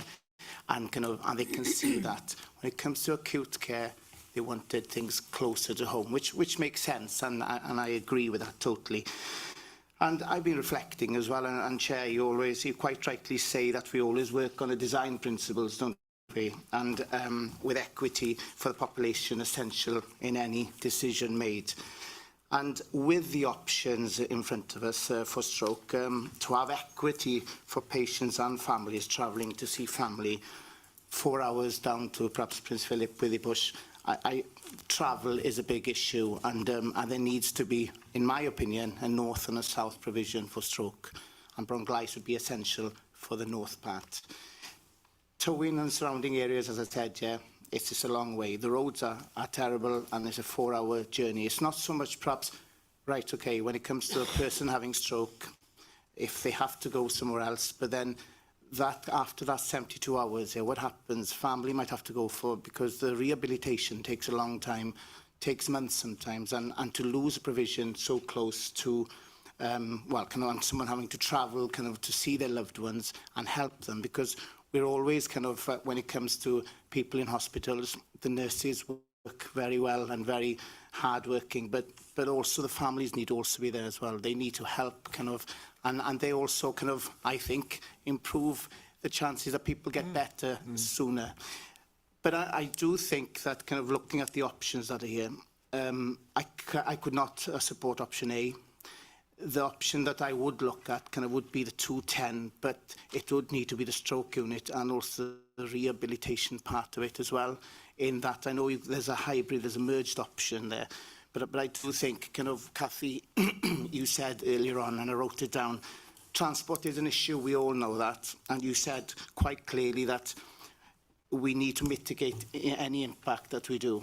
And transport, I know it's not just in our gift, it's in everybody's gift, but that impact there isn't a mitigation in a way, so people would have to travel down 4 hours down the road, for months perhaps, and I can't see that. I don't think that's acceptable for any decision that should be made. So with those few words, as I said, They weren't that few. Well, I think they're important words, Of Chair. course. I think they're very important words, and I think it's important that I do get that across. And as I said, I think the treat and transfer, we agree. And as you say, Mark, people, those from Aberystwyth, a lot go and get treated and transferred and then come back at the moment. There's some serious cases where they have to go to different locations, but they do come back and they do get that stroke care in Aberystwyth and the rehabilitation. And I think none of those options really match what I feel should be our priority. It should be the stroke unit with the rehabilitation. Okay. Okay. I'm going to come to Neil, but Mark, just a thought on the practicality of that. I think the issue is about what we don't have currently is a sustainable service, and we don't have the level of service that we would wish to provide. And you heard yesterday from our stroke lead about the standards that we are not currently achieving. And I think as Sentil described, I'll use the technical term, we're at level D. And I think we all know that is not good. We cannot provide currently, and I don't think we will be able to recruit medical staff to be able to provide that unit in bronchitis, unfortunately. I think we absolutely hear what has been said to us. I think that the numbers of patients involved mean that we should consider what transport and travel support that we can give to a relatively small number of individuals this would impact upon. Could we consider support in terms of hotel support or other forms of accommodation support that we could consider? That's what's been going through my mind. What's really important is that we get that acute care and we get that 24/7, because as I described, the outcomes from stroke can be death or they can be long-term disability. It is really important that we get it right, and we get it right for every patient. I don't think that we're going to be able to do that in 2 units. I think what we have to also, we did talk about the All Wales direction. Historically, what that has meant is no stroke unit in Hywel Dda at all. Is that the All Wales that has historically been the direction, that we don't have the population large enough to have our own hyperacute stroke unit. Now, we don't know which direction the national direction will be, but I think it probably would at least say that we would, or most say that we would have one stroke unit in Hywel Dda. Yeah, okay. Thank you, Mark. Thank you, Rodri, for your honesty and your openness about that. Neil. Thank you. I found this really powerful yesterday, listening to the story and the evidence from the Stroke Association. And I'm sure I'm not the only person in this room, but it brought back some memories of someone whose family was impacted by stroke 25 years ago, not in this region, but it was really, yeah, it kind of led to a lot of reflection, actually. And it's a difficult one, isn't it? Because I think there's a few things going on here. There's the myth busting around the treat and transfer, which I think we absolutely need to spend some time on. It brought me to the point of thinking about preventions. So we know that hypertension can be one of the major causes of stroke, and there's things that people can do to prevent and help. But the thing for me that really struck out was about getting the best possible outcome. So it kind of led me to the point I made earlier around some communities might feel a sense of loss, but that in no way compares to the sense of loss from losing a loved one. Indeed. And so I think we have a good opportunity here to take a difficult decision, but what seemed to be the right and the safe decision around the merged option of 106 and 210, but the opportunity to go back out and go beyond consulting, but actually have a proper conversation with communities around stroke, around prevention, around treat and transfer, and around that it isn't just an event that happens, but it has a long tail. So I found this really powerful yesterday. And even though, you know, it's a difficult decision, it feels to me like the merged option would be the right way for us to go as a board. Thank you. Very helpful, thank you. I think you've said lots that we would all agree with in that. I'm going to come to Sarah. Andrew, anything you would want to say? I can wait till after. Sorry, I can wait till after Sarah. And I know that Alwena wants to come in as well. Chair, so And Lee, okay? I guess it's just a point of clarification. So when we're looking at the merged option, I just want to be really clear. So that has not gone through hurdle criteria. It has not gone through the evaluation scoring. So I just want us to be cognizant that that might be our preferred option, but we don't have the reassurance. No, it would have gone through hurdle criteria, hasn't it? No, I don't think it has. That's what we were told yesterday. It hadn't. Yeah, so I can come on this one. So that isn't we haven't called it an option. We called it an idea, specifically because it hasn't gone through as a individual option. So we've tested the elements of 106 and we tested the elements of 210.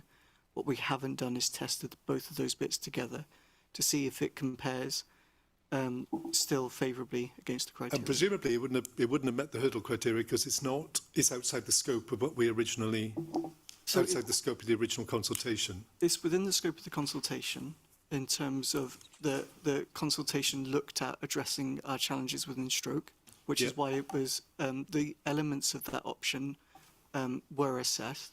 But because the idea came together after the scoring exercise when reviewing the options we had against the issues that we were seeking to address, it was past the point where we hurdled and scored the option. Right. So if this was something that you would want us to do, Nicky's already mentioned about the engagement, Fine. but we would also have to do that additional work then to actually do the same level of indicative workforce and finance assessments and score it so that we can compare it to the other options. Okay, thank you, Alex. I stand corrected. Okay. Yeah, I think it's just an important point to note that we're not necessarily comparing apples and apples in terms of our assurance around that blended option. I'm not saying it's not a good idea, but it's not got the same, had the same scrutiny process as the other options. As we would have worked through the rest. Thank you. Fine. Lee, I know you want to come in. Alwena, you've been patiently waiting for a while. Dim problem, a diolch yn fawr iawn. Mae'r rhan helaeth o hyn o'n i'n mynd i ddweud wedi cael ei grybwyll gan Alan mentioned by Alex and Sarah in terms of the engagement work that we would need to do on the merged option. But I just wanted to remind individuals about the point I made about the Welsh language and the response we had from families in terms of when there is a concern about transport, there is also a concern about providing a service through the medium of Welsh. And when people lose the skill, language-wise, some people can only speak Welsh after having a stroke, and that the support and the understanding of the communication as a patient, as a family, this will be something that we will be looking at as part of the impact assessment, which will go hand in hand with any of the options that will be decided. So I just wanted to give you a little bit of consideration for that and support the response that we've had from our communities. Thank you. Great. Thank you, Chair. So stroke is clearly a very important issue for us in our deliberations today. I think I go back to the why, I guess, in when I'm thinking about this. So most of us are residents of the area, and many of us will have been affected by stroke. As Mark said earlier, it is a devastating condition that doesn't affect people for days and weeks, but for years afterwards, and destroys lives for individuals and their families. So the critical question for us is what gives those individuals the best chance of full recovery and avoiding disability. The evidence is very clear, which is why the Stroke Association, the UK guidelines on stroke, the Welsh all Welsh quality statements, all advocate for fewer units with more intensive support to provide better outcomes. What we've seen with stroke is it's gone from being a general service that is available in every local general hospital to a very specialist service. And specialist services are typically delivered in few centres. And for our population, that means if it's major trauma, we already access that service in Cardiff. If it's thrombectomy, we go to Bristol or Cardiff, as Mark mentioned. If it's neurosurgery, we go to Cardiff. If it's cardiac care, we often go to Morriston. So we are already accepting the principle that we have to travel further for that specialist care. Option A is the most deliverable option, which is why the Options Development Group proposed that one. As we sit here today, that is the one that would give us the most immediate benefits. As we described, though, there are challenges with that, as we've heard through the consultation and strategically. 210 does give us some additional opportunities. I think there is a very significant challenge for us around the idea of a stroke unit providing specialist cover 12 hours a day in Bronglais. The critical mass isn't there. So I think we need to be honest with the public that that would be a very precarious service, which means if you have a stroke in that area, you run the risk of not getting the highest quality care. So if we were to go down that route, that would be a compromise, which personally I wouldn't support on behalf of residents of that area. What I do recognise, though, and which came through very strongly through the consultation, is we do cover a very large geographical area, and what we haven't mentioned to date is stroke services we provide on behalf of a wider population than just Hywel Dda. So Powys, South Gwynedd are constituents of our stroke service. So we need to think when we're designing our options how best to meet their needs as well as the Hywel Dda population. I think for stroke, the key question comes down to how many sites we can sustain for stroke services. We start with 4. We've got options that effectively become 3, 2, 1, and even, as Mark says, 0. If we were to follow the direction of travel that has been advocated nationally, we would not have a stroke service in Hywel Dda. So as I go back to what I said right at the start of this, which is we do have an opportunity today to set a course that, one, provides our patients with the best quality of care and the highest standards, but secondly, secures the long-term future. Now, I personally believe that we can sustain a stroke service in Hywel Dda, and we can provide good quality of care. If thrombectomy became available in Morriston, that might be a slightly different question. But as it stands today, I think we can, but I think we can only do that in 1 unit. That would be my view.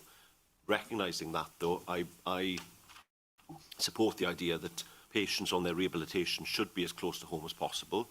which is why I would support a rehabilitation unit in Bronglais, recognising the proximity to families and friends for members of that community, South Gwynedd and Powys. Thank you. And I'm presuming that's aligned with what you would think as well. Yeah, I think Lee has very eloquently described all the points that we brought up, so I would support that as well. Andrew. Yes, thank you, Jay. And I suppose I just want to add to what Lee said, because that's kind of where my thinking was starting to go. So when I look at this and I reflect on the conversation we've had yesterday and this morning and the feedback we've heard through the engagement process so far, I sort of break the stroke pathway down into 3 parts. There is the first 4 hours, when the key part of that pathway is about getting somebody from onset of stroke symptoms to a CT scan for assessment and decision on whether they need blood clot busting drugs or thrombolysis. The treat and transfer model would make sure that we could deliver that, which is really important. The next phase then is the next 72 hours, where we need a really specialist level of care and input to maximise outcomes, and we could not, I don't believe, deliver that on more than one site 24/7. So again, I would support Lee's view that a single site for that acute, hyperacute element of the pathway in Hywel Dda is the right way forward. I was also really persuaded as well through the engagement process around the importance of families and carers in that rehabilitation path of the pathway. So how we could provide that, particularly with our geography and the between, I guess, the north and south of Hywel Dda, I think how we could provide and explore the provision of a rehabilitation unit in that model, I think is a really important element for us to think about. So I would concur with Lee and Mark that I think doing some work to explore whether that merged option that's come out of the feedback we've had is something that we could take forward sustainably would be probably where my thinking would be this morning on the back of everything we've heard. Thank you, Andrew. I'm going to come to Eleanor and then to Phil, and then I'm going to move us to a point where we make a decision. Diolch, Cadeirydd. Mae hwn wedi bod yn Thank you, Chair. This has been a challenge between heart and head, and that's being completely honest. I'm from the area, I'm back in the area, I love it. Nobody wants to see a service moved, but we're not losing service, is where my head has come to. We are trying to provide the best care to a life or death situation or a long-term consequence for an individual who suffered a stroke. That's really hard, because I want to say the family want to surround that person, the person wants to be surrounded by their family, and we don't want to see things moved. And not just overnight, but for a long time I've been arguing this with myself. I think I can only honestly come down with the clinicians and guidance nationally that to have the best service possible, it has to be one specialist site with, yes, rehabilitation nearer where people live. I think it's a really hard call for all of us. My guiding principle is what is going to help that individual have either life or the best quality life after the incident. So hard as this may seem, my head says I would vote for the merged option 106-210, and we need to work that one through. Thank you, Eleanor. Very helpful. Phil, and then I'm and then I'm closing it for comments and just going to. Sorry, Chair. I think Eleanor expressed most of what I wanted to say very, very eloquently. Then, the only other question remaining in my mind is, with the current fragility of the service, is there anything that we need to do now? Because that merge option is going to have to go through an awful lot of, first of all, passing the hurdle, which I'm assuming is going to, otherwise I don't think they would have tabled the idea. But then it has to go back out to consultation with the public, all of which is going to take a matter of months. The analysis, you're probably looking at best part of a year before we even know whether that is a viable option after consultation. We have a fragile service now. Do we need to implement any of the other options now as a stepping stone to where we're going? An interesting question. My first thought was that's not for consideration, unless, of course, it's delivered through one of the other options inside that space.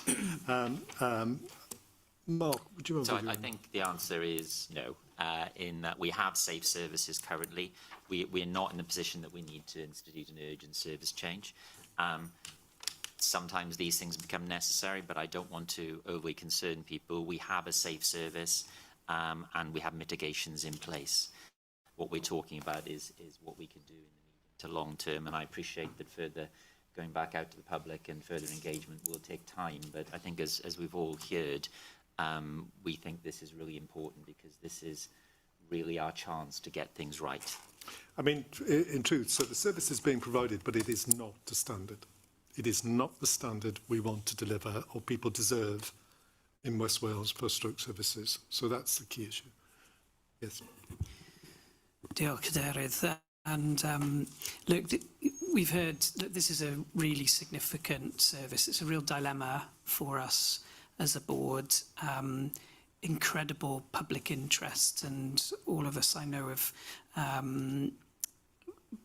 learned a lot from engaging with the public and our staff through this process. And in fact, given the new options, I think that demonstrates how we are being influenced by the public. I think when we say that we are not meeting the standards, which we aren't, that isn't a reflection on the hard-working staff that we have working in all those units. The dedication and commitment that they provide in all of our units is really significant and quite challenging, given the fact that they aren't working in a unit with all of the peer support and sustainability that you might see in other units. So the service they provide to our public, given that situation, is quite remarkable. But all the same, stroke standards and expectations around stroke care have increased significantly in the last 5 to 10 years. It's no longer considered a general service that you expect everywhere. It's considered a specialist service. It isn't sort of integral to whether a hospital can function as an acute unit or not. It's a specialist service that has to be considered separately. I suppose we've had significant additional information from the public. We've have these new options. I think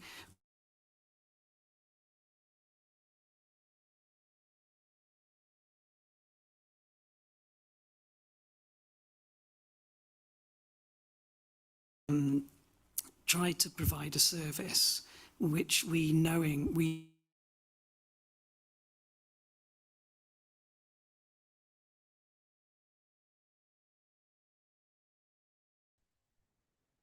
Our sound has gone.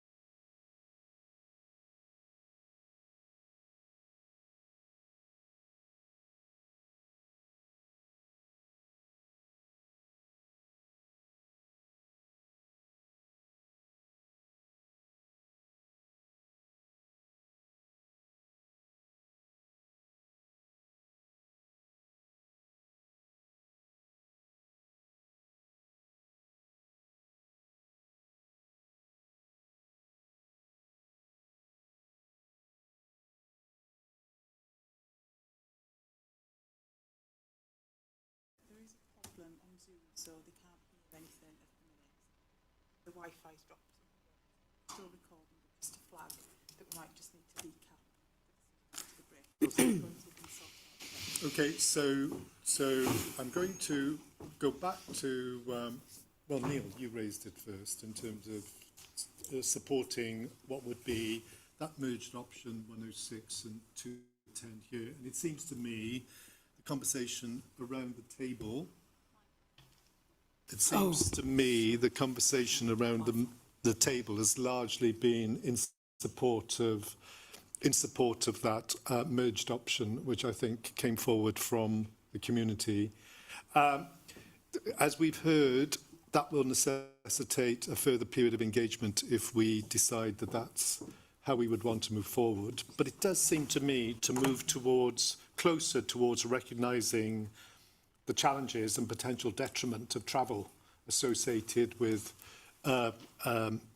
loved ones and carers supporting people who've had strokes if we were to explore the notion of that stroke rehabilitation unit at Bwrdd. So I think that's kind of, notwithstanding that, I would still reinforce that view that we need a broader kind of transport and kind of travel service between our sites and do that strategically. So we do need to support this with an underpinning of how our approach is to ensuring people can travel to the appropriate sites, whether they're transferring or not. The sound is back. Thank you.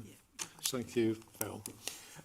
Great. Okay. So can I ask if people are supportive of that merged option of 106/210?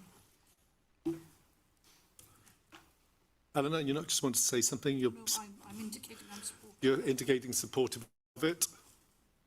I'm not supportive of that, but that's my problem. Okay, we accept that, Audrey.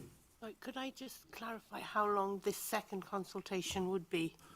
We would have to explore that, and the team would need to go back and look to see. It's not a consultation, it's an engagement. Engagement. Okay, thank you. But Nikki, is there anything you would want to add?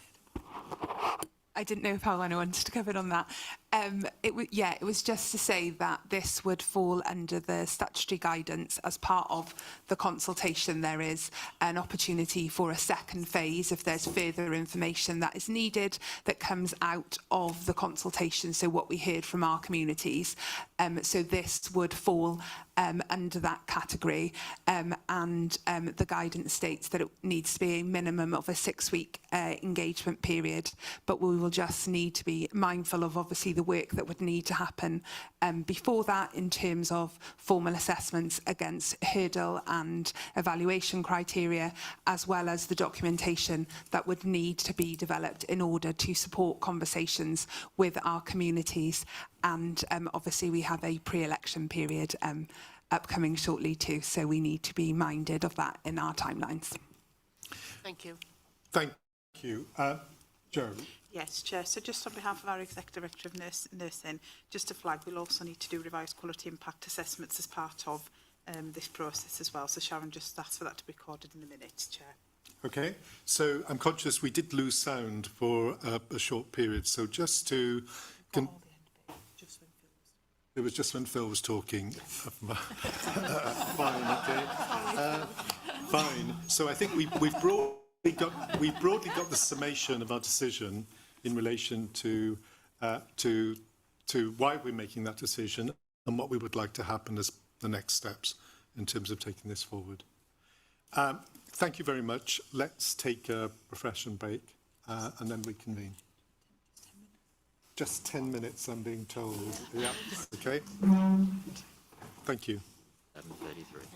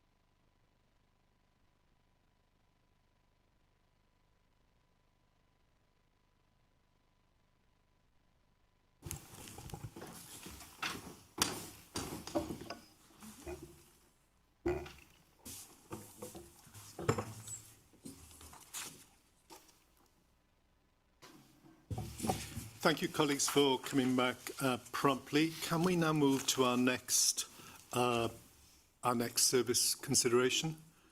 Ben. So this slide... Not Ben. Sarah. Apologies.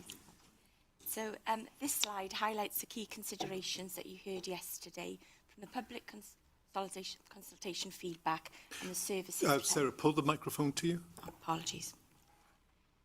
So this slide highlights the key considerations that you heard yesterday from the public consultation feedback and the service appendices for ophthalmology, orthopaedics, dermatology and urology. So some of the key considerations are again travel and transport, regional working and the value of extended hours. Okay, thank you very much. Can we go to our first slide? Great, so ophthalmology. Mark, I'm going to come to you again. Thank you, Neil. So I think that the important thing for me clinically to say here is that both options are clinically acceptable and would deliver a good quality of service to our health board and our patients in the health board. I think there are issues, I think, described in the difference between the options about, again, still the numbers of sites that we are proposing to continue to provide ophthalmology services from. And that has historically been an issue for us. As you heard from Vicky yesterday, the issues about staff travel. And also, it isn't really attractive for staff to travel to lots of services. So therefore, the less sites that we provide services on, I think that the better we're able to provide the care that we need. We also heard the description of between the two options of the service in Bwrdd. Currently, we're providing a low number of cataract operations in Bwrdd, and the issue whether that is sustainable going forward. I think what is important to call out is that the North Road Eye Clinic in both options will continue to function, and it's a very important part of our ophthalmology service to Aberystwyth and to Mid Wales. So I think, as I said, clinically both options are viable, but I think have some operational pros and cons, which I think maybe Andrew would want to comment on. Thank you, Mark. Andrew, any thoughts? Yeah, I mean, I think we heard yesterday that certainly the national guidelines from our clinical network in Wales, and also from the Getting It Right First Time team that have reviewed services across Wales, is that we should be looking to move to fewer high volume elective surgery centres for eye care. We also heard yesterday that quite often for us to be able to maximise the slots on a list, doing some of those, running cataract lists, for example, in a main theatres environment such as we have in Bwrdd isn't necessarily the most efficient or effective way to do that. But in somewhere like Amman Valley, which is set up and geared up for that, we're able to deliver as many as 8 cases per list, which would be what the expectation would be going forward. So, I mean, I think that would be something I would want us to be mindful of as we go through this. I think then there are probably, as we heard yesterday, there are probably other benefits or opportunities that then affords us in terms of operational service delivery. But first and foremost, it would be for me around how we can move in alignment with what the set national expert opinion and guidelines are on that service model, bearing in mind that most, as we heard yesterday, the vast majority, well, all eye cases are, there's very few overnight cases that we look after, so they tend to be day cases as well, so another reason why you wouldn't want to be doing that work in a main theatre environment. Great, okay, thank you, very helpful. Alex? So I didn't do a summary for this option before the discussions began, but I just wanted to point out, so in the discussions yesterday, and as Andrew just mentioned, Amman Valley doing both those services. So in the option 173 is shown there, it shows that service in Amman Valley. But also just to say, just to remind members that in the conversation yesterday, the service talked about Aberystwyth Integrated Care Centre doing the diagnostic hub, and whether or not that's something you want to consider for option 99, if that was a preference of way to go. So that's not on the screen, but that was part of the discussion yesterday. I thought it might be useful. Thank you. Very helpful, because there was a divide between some of those things. I mean, just to respond on that, I think, and just to give, I mean, I think there is a revised national view around the implementation of diagnostic hubs, which would mean that we would be looking at that as a service development, as an organisation in response to national policy direction. Anyway, that's emerged particularly in the last few months. So since we've been running through this process, so I think that's something we would need. Yeah, well, it could be anywhere, but Abermeiron would be a good location for that. Would be what I'm saying. So we could. It might not be explicitly written in option 99, but as part of our response to what will come through from the national, from Welsh Government and from the national policy position, it would be something we would need to explore anyway. Great, if that helps. Thank you. It's very helpful. Hugh, and then Iwan. Diolch, Cadeirydd, I fod yn glir bydd angen achos... Chair, to be clear, we'll need a business case for any development of the sort, obviously. Diolch. Thank you. Iwan. Diolch, Cadeirydd. Just referring back to yesterday in terms of the collective of the planned care services that we're looking at, we've heard a lot about in terms of travel and transport and in terms of the patient experience. I think whatever decisions we take in terms of the planned care services, I think we really have to just kind of be mindful in terms of, as an organisation, our duty of care to those patients in terms of how we support them when they come into our care in terms of the planned care services.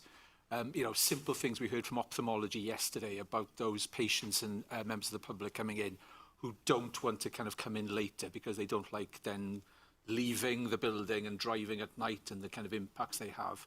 So surely we should also be mindful of the decisions we're taking in terms of planned care, but also to kind of just remember the ripple effect in terms of, for those kind of patients, well, can we not do our older members of the public first at the start of the day? Yeah. And in terms of the extended hours, which I know we're looking at in terms of planned care, to do those people who are working during the day, so they come in the evenings or weekends, so they don't have to take that time off. So I think within the planned care suite of services, fewer sites, yes, absolutely, where we can have the specialist care, but also being mindful in terms of the community role, in terms of some of the prevention opportunities that we have in terms of planned care, where we're talking about sites such as Cardigan, Fishguard, and hopefully when Cross Hands comes on stream, but also in terms of the preventative side, working with our community and third sector organisations around the preventative measures, working with public health and the wider services to make sure that we're all joined up. And also in terms of the transport, we talk about, you know, making sure that there is sufficient public transport, but we also need to be mindful in terms of the decisions we make to then engage with the likes of Pembrokeshire Associated Community Transport, Dolen Tyvi, who can work alongside us as part of a long-term solution and a sustainable option for people, particularly around the planned care services. Thank you very much. You make a number of important points, and I think you're demonstrating how important that strategy is, a strategic approach to building that, to building more resilience in the transportation systems that exist. Which can help patients and carers kind of get to the right place on time. I completely agree with that. I also think you make a really important point, Ewan, with regard to the mindfulness of how we plan appointments for individuals. You know, I sometimes think we do not make it easy for patients inside this space, and we certainly wouldn't be intuitive enough to work out the things you've just said, and yet that's not difficult for us to do. That's not difficult for us to do. So we need to be much more mindful, generally as an approach, when we think about people accessing these services, especially if we're relocating those services, as to how we can make it easier for individuals to attend, not just the transportation issue, but just to arrive in good time for them, not for us. Not for us. Yeah, great. Okay, were you going to say something? Only to say that that specific issue is a very live issue for us now, and we had a discussion at the Quality and Safety Committee last week on waiting times and waiting times management, and that issue was one of the things that we were clear we needed to be doing better on and working on anyway. Good. That's very good. That's very good. Great. Rodri. Yeah, diolch yn fawr, Cadeirydd. Thank you very much, Chair.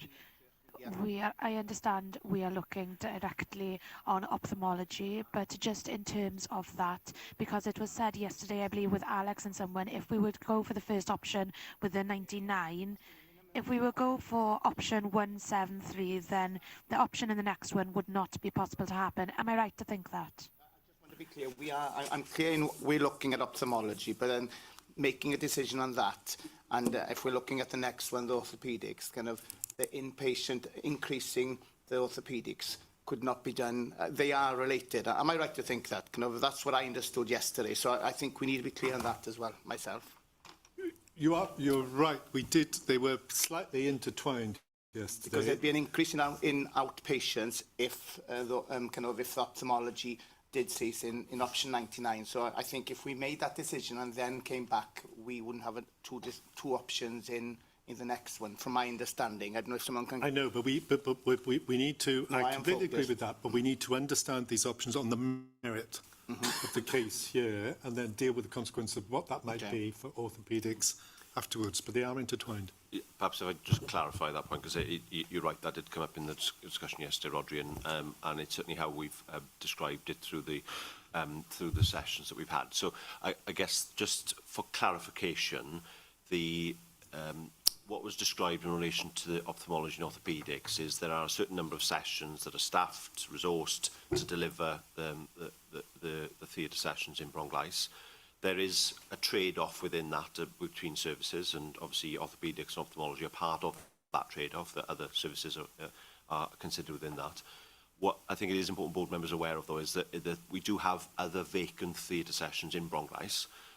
What we don't have is the staffing for that or necessarily the resource to support that. So I'd probably agree with Chair. I wouldn't want us to get too distracted around one or the other, because depending on what board think the right configurations are, we then need to take that into the implementation planning. Thanks for clarity.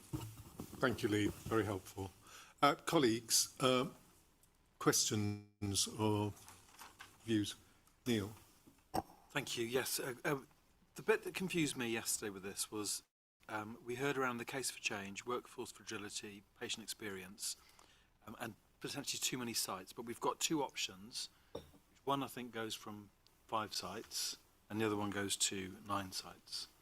So surely option 90, well, I guess I'm looking for that confirmation that option 99 is the most sustainable in the long term. Are you stating the obvious or asking us to agree with that? I don't know, actually. I mean, the other part of it is this really starts to bring in some of those community-led services as well, doesn't it? So, of course. And to be honest, notwithstanding the fact we will need to provide clinical hospital care in relation to cataracts, the more engagement we can create and sustain inside communities for the non-cataract based interventions, the better. So all of those cluster under the community seems to me to be deeply important, including North Road in Aberystwyth, when we think about how these things will unfold in the future. Good point, I think. Andrew, did you want to come in on that, or anything we might want to pick up in what Neil said? No. I think he's. I think you've articulated the situation well. I suppose the difference for me would be, I think, potentially the option that was starting to be suggested yesterday through the conversation, and which Alex flagged at the beginning of this item, was that the preferred option would probably, from a service perspective, be option 99, but with the Aberystwyth element added into it. So actually,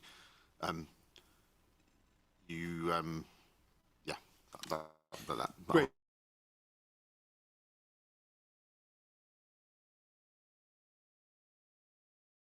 We would be asked to look at diagnostic hubs anyway, so it'd be something we'd have to explore in terms of how we did that. Thank you. Michael.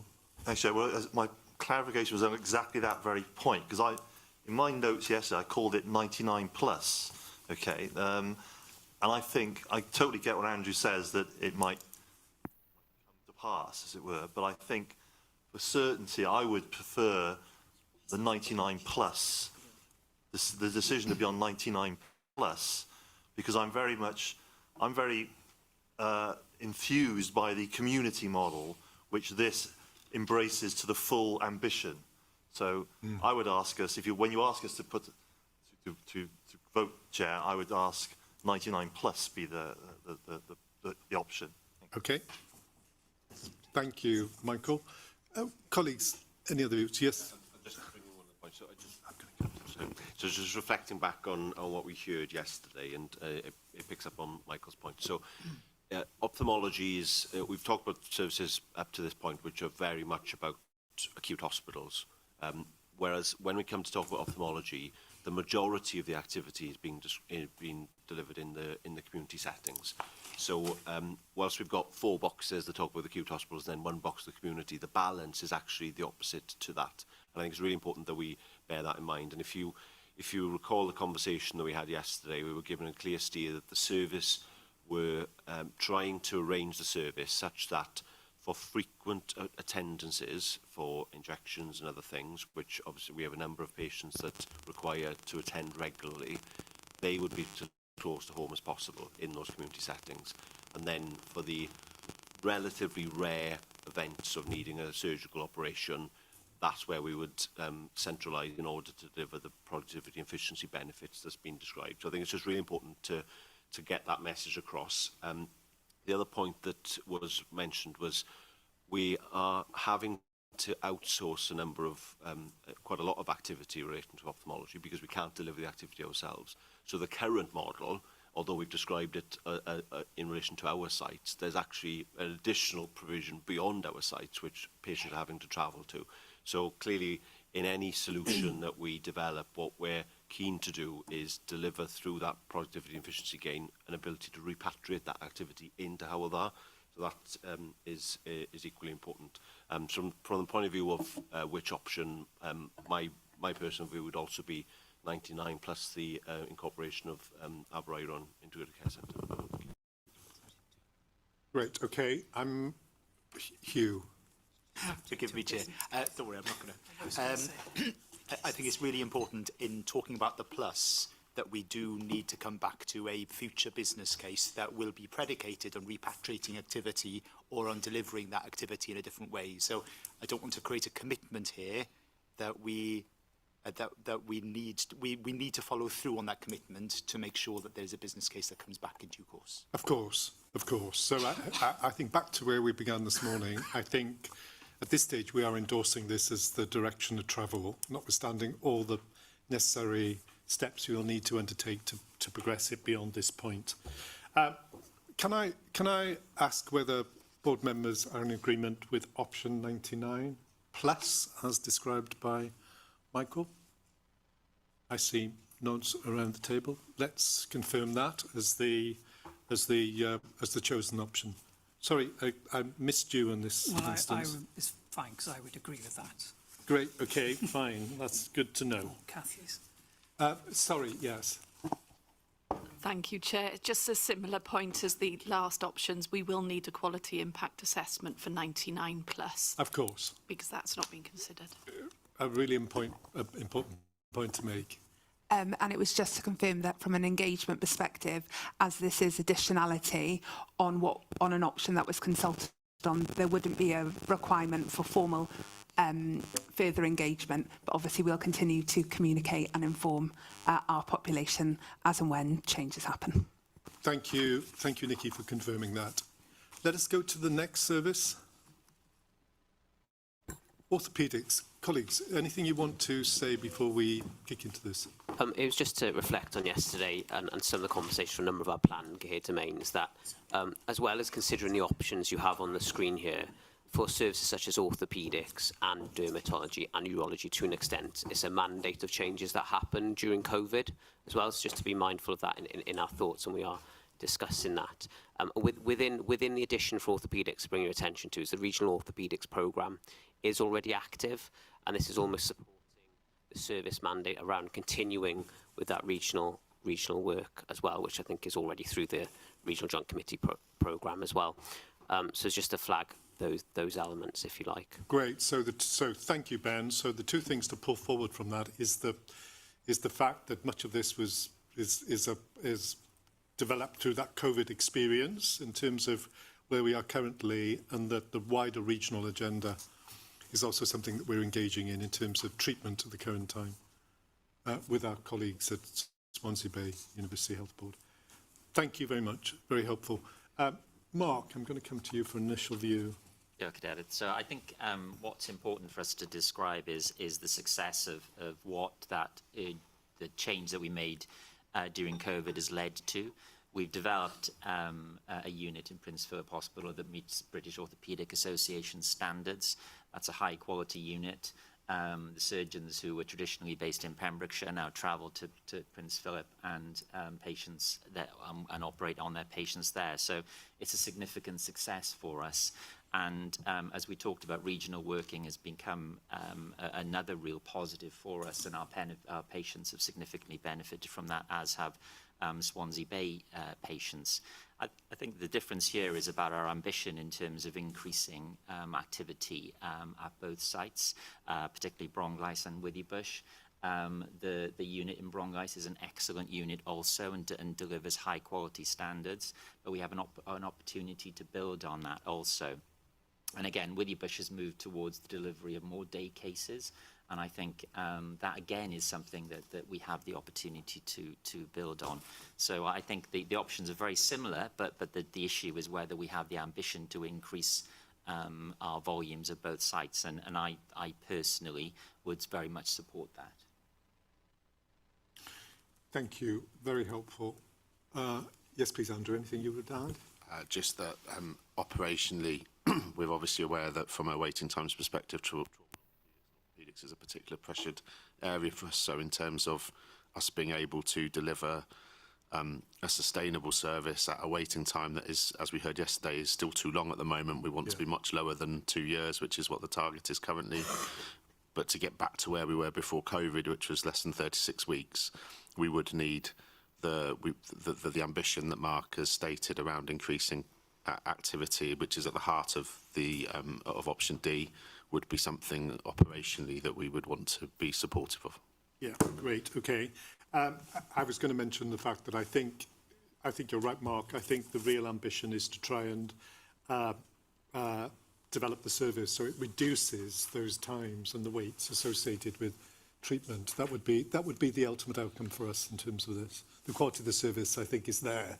It's just expanding it in that way. Very helpful.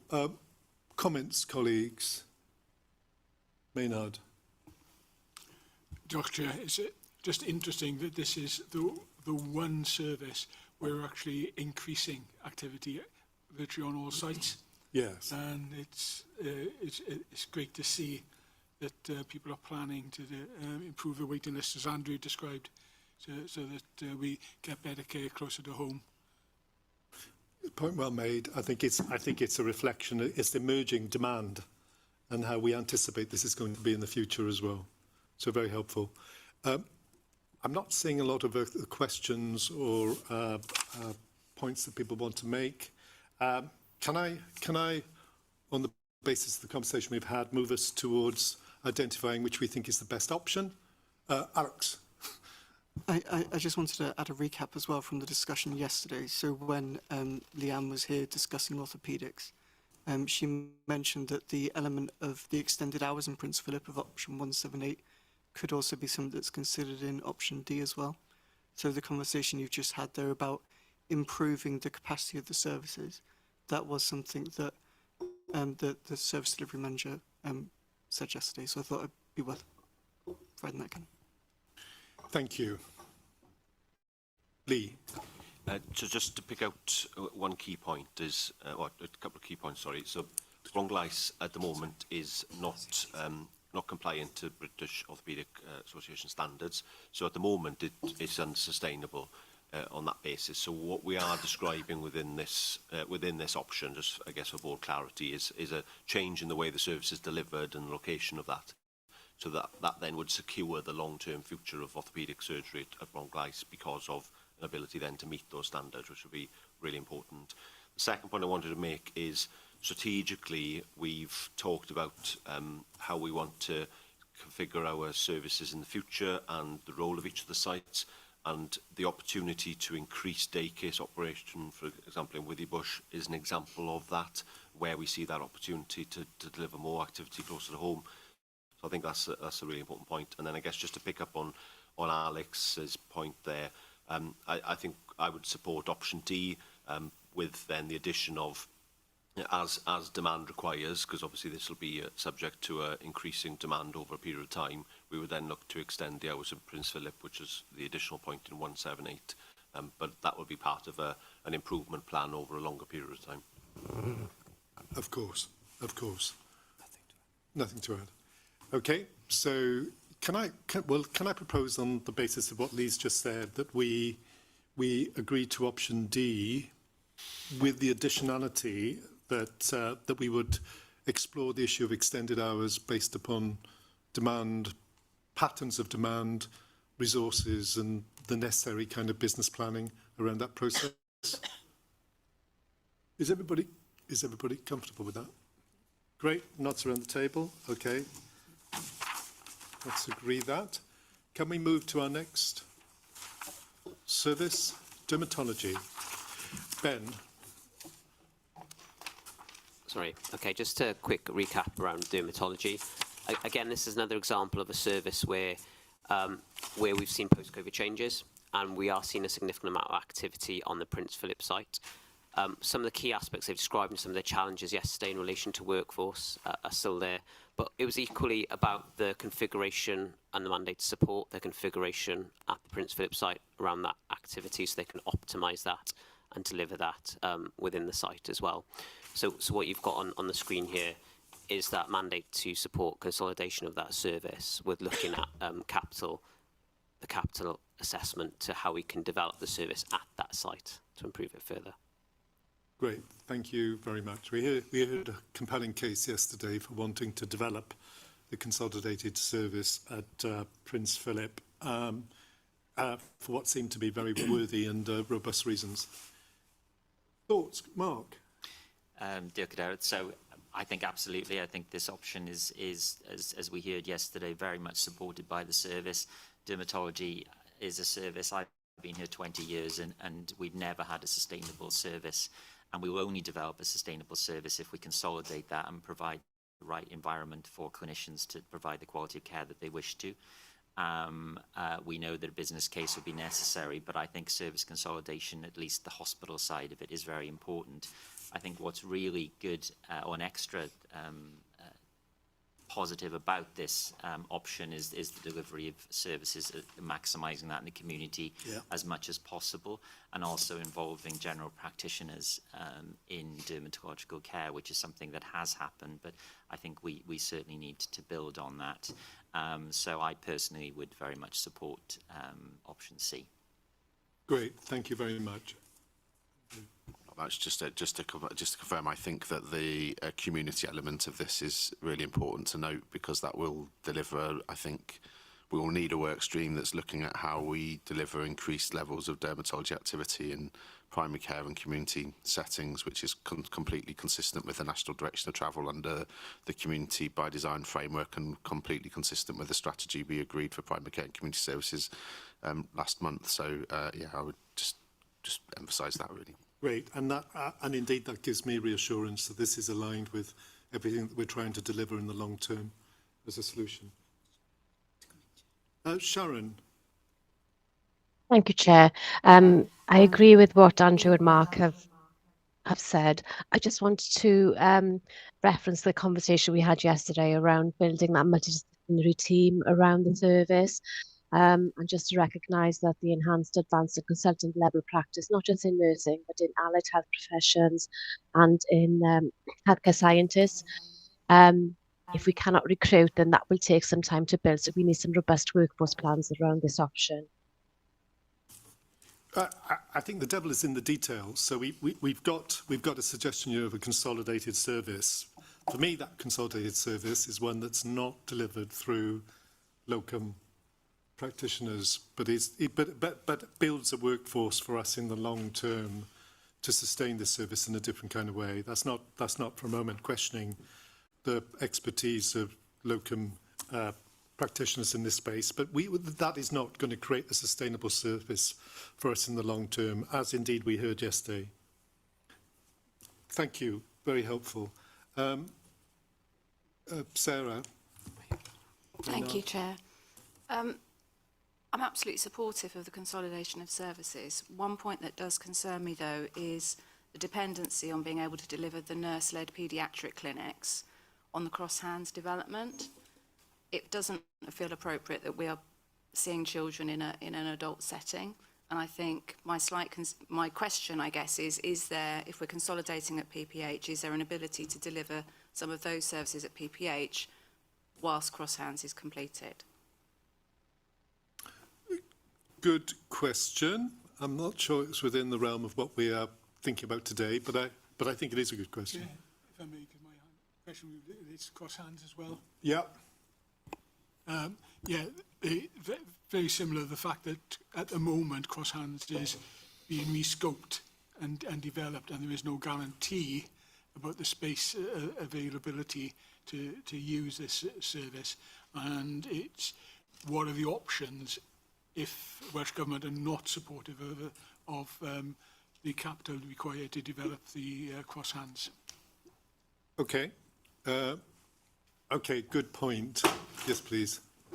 Yeah, good point. So, cross-hands, as board where we have been, we've had to revise the business case quite significantly, and we've had further recent dialogue with Welsh Government around opportunities to provide more than what we'd most recently proposed as part of the scale-down option.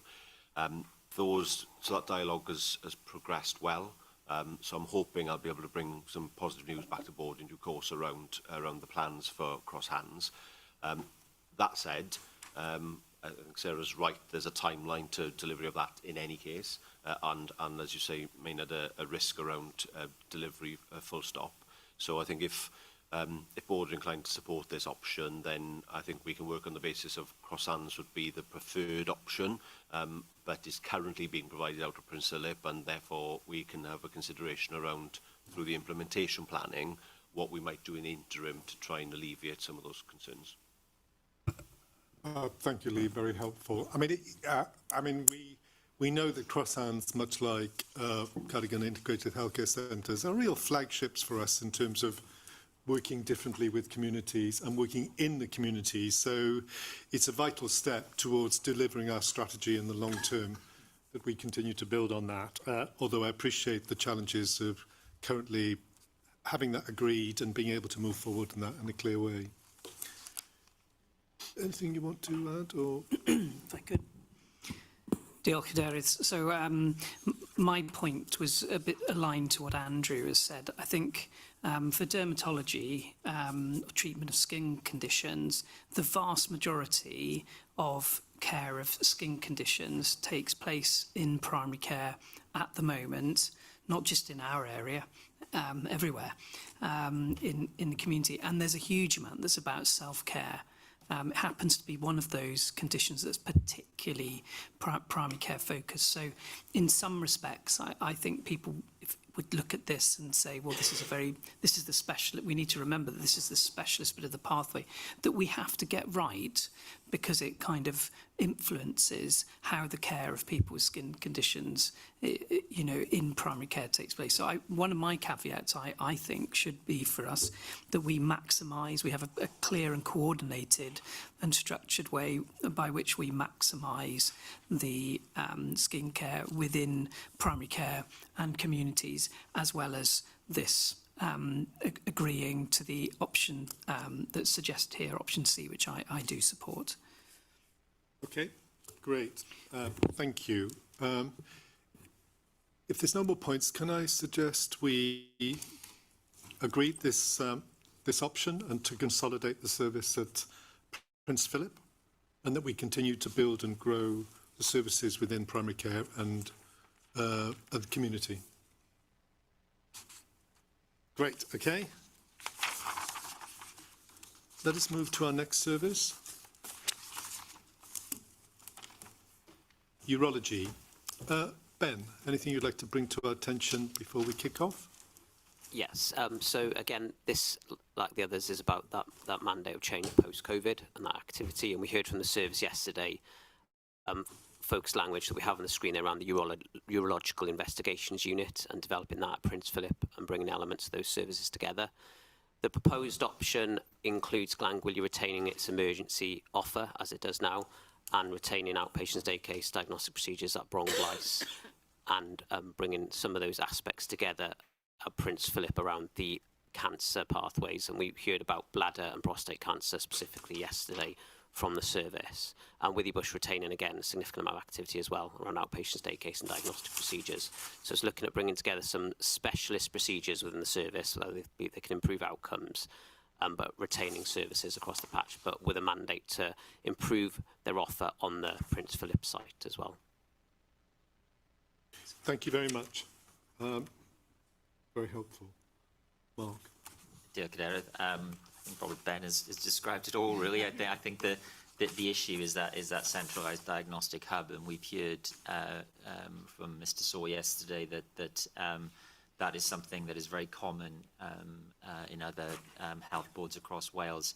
The volume of diagnostics in urology is incredibly high and is increasing, and therefore we have an opportunity therefore to be able to provide that.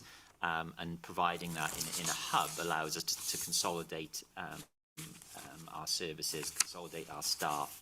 And this does link to endoscopy, where one of the options is possibly about consolidating urological procedures in Prince Philip also.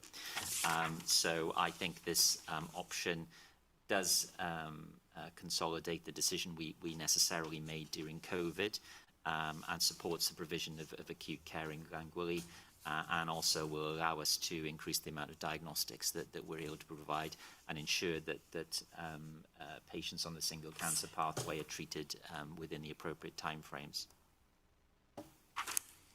Thank you very much. Andrew. I suppose just to emphasise that I think Mr. Saw, along with the team, have delivered a number of improvements to our urological diagnostic pathway over the course of the last 12 months, which has been a significant part of the improvement in access under the single cancer pathway that we've seen through the course of this year. The opportunity to develop the centralised diagnostic hub, as outlined by him yesterday, would be a really important next step then in terms of our sustainability for what is a very high volume and high activity service on that cancer pathway. Thank you. Nikki, this is a bit out of the blue. Could you just remind us where the concerns were of the community in relation to this option? Of course. I think the main concerns are that obviously where we're choosing to bring together the service is at the furthest east of our health board area, and so that's going to mean that more people are going to have to travel further in order to access the service. Alongside that, we did hear from some of our respondents that they would be willing to travel further if it meant that they could be seen quicker. There were concerns around the current length of time in terms of the cancer diagnosis. Was one of the things that we heard quite strongly from our communities, and also patient dignity was another of the key themes that was raised, again linked to longer travel times. Thank you very much. That's very, very helpful. Very helpful. Colleagues, questions or observations? Ie, diolch yn fawr. A glywon ni y drafodaeth o just y sicrwydd i moyn wrth, os i ni yn mynd lawr yr opsiwn hyn, bod dim un waiting list yn mynd i fod yn hirach a beth yw ar hyn o bryd, a bod pethau ni'n centralised diagnostic hub, ond just i sicrhau bod y service yn mynd i wella a bod ni'n mynd trwyddo gwaith yn ffastach na falle beth ni'n neud ar hyn o bryd, just gael sicrwydd na.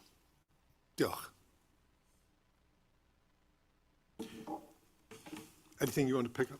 I think that is our goal, Rodri, to ensure that is the case, and this is the way I believe that we'll be able to achieve that. So I think there's something about wanting to create a very sustainable service, high impact, high quality service, but to also address the issues of waiting times in that process as well. Colleagues, any other? This is relatively straightforward, I say, with a degree of anxiety. Anything you'd like to add, Chief Exec?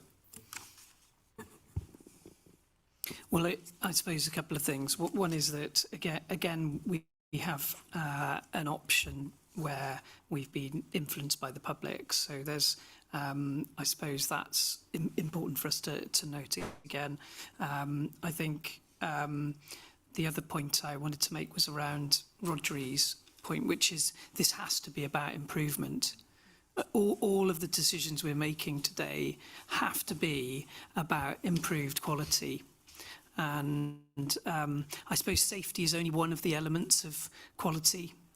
You know, whether it be patient-centred, effectiveness, efficiency, equity, all aspects are important in the six domains of quality, and this has to be about improvement. We should be able to measure that over time, and I think part of our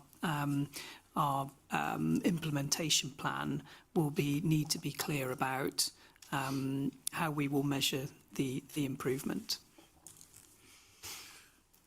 Lee. Just a very quick point. So urology is clearly a very important part of our cancer provision, and urology is the service that we struggle the most with in meeting the cancer standards. So to Rodri's point, the whole ethos here is that establishing a urological investigations unit is the standard that people work to for the purpose of shortening that time to diagnosis and then obviously shortening the overall pathways. So that is the whole objective of designing the service in this way. Very good.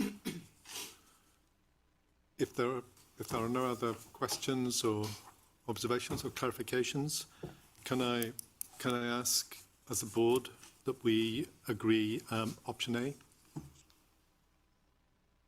Great, okay. Let's formally agree option A. Let's move to our next service. So we're moving into diagnostic services now. Sarah.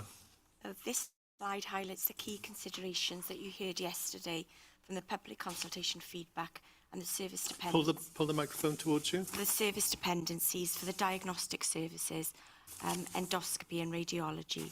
Some of the key considerations are accessibility, travel and transport, and the development of hubs. Diolch. Thank you. So I'll be introducing this one just as a recap. So following the discussion yesterday and the scoring from the option development group, what's been proposed there for the implementation and improvement phase is that option A, which would bring together the respiratory and urology procedures at Prince Philip Hospital and supporting that with an additional procedure room. So it would still have bowel screening and gastrointestinal procedures across the other site. But in the longer term, subject to development of capital and the identification of where a community site would be, developing a hub that would also be able to provide that additional activity. It's also probably worth noting you've just gone through urology, but the option A is actually aligned more closely than, say, option B that we considered yesterday when going through them all, because it would allow for those urology procedures to be on the same site with that urological investigation unit. Thank you, Alex. Very helpful. Mark. So endoscopy is a service that's worked really hard over the past 10 years to reach national standards. And that, I think, indicates what a committed team that we have. The issue, as they described yesterday, is that we've seen every year a 5% increase in the demand for services. We have an increasingly elderly population, and bowel cancer, urological cancer, lung cancer happen more commonly with age. So really, to respond to that increase in demand, we need to consolidate our services and also increase the capacity that we've had. And as we described in the urological option, bringing together urology and also respiratory services, which is where our highest concentration of experts in respiratory diseases is on the Prince Philip site. This will allow us to provide a much higher quality and higher volumes to be able to address the needs of our community. I think obviously option B is a longer term option. We will see increasing demand. So I think in the longer term, we will need to respond to that because we are going to reach capacity, or we probably almost certainly have reached capacity now. Okay, thank you. Thank you, Mark. Andrew, anything you would add? No, I don't think so, Chair, on this one. Great, okay, thank you. I'm opening up for comment or views. Anne, and then I'll come to Lee. Thank you. Some of the feedback yesterday was the concern with the public is travelling to have these tests done, mainly around bowel screening, because it's the biggest cleansing procedure beforehand. So this is why my gut says option A, because it's spread across our whole site at this time. I know with the fit testing and things like that, the procedures will get less and less, or more specific and targeted. So, thank you. Thank you, very helpful. Lee, did you want to come in?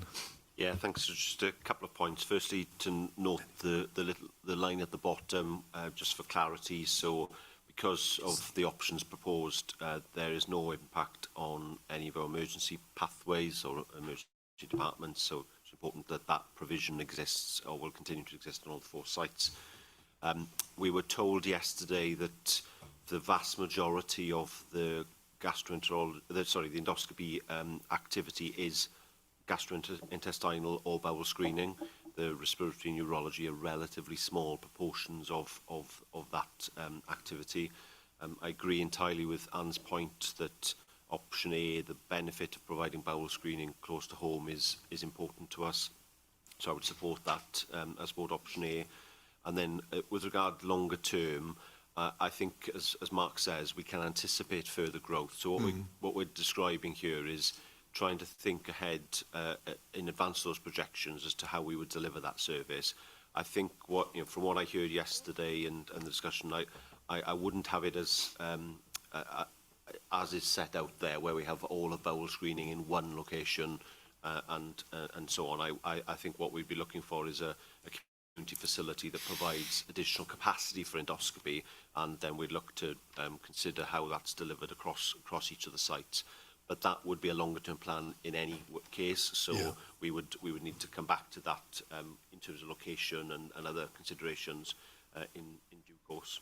I mean, I think that, so when that was raised yesterday, that was quite an attractive proposition to think in the long term about a specific site, largely, hopefully, based in the community, but offering that kind of facility, one or more sites. But you're right, it's a long-term prospect for us, not something that we need to address today. Phil, anything you would add? Yeah, just two things. I mean, one is just to agree with Lee about the longer term point about bowel screening. I do think we can cover that as part of the business case development, because it may be that we don't want to restrict that to one community site.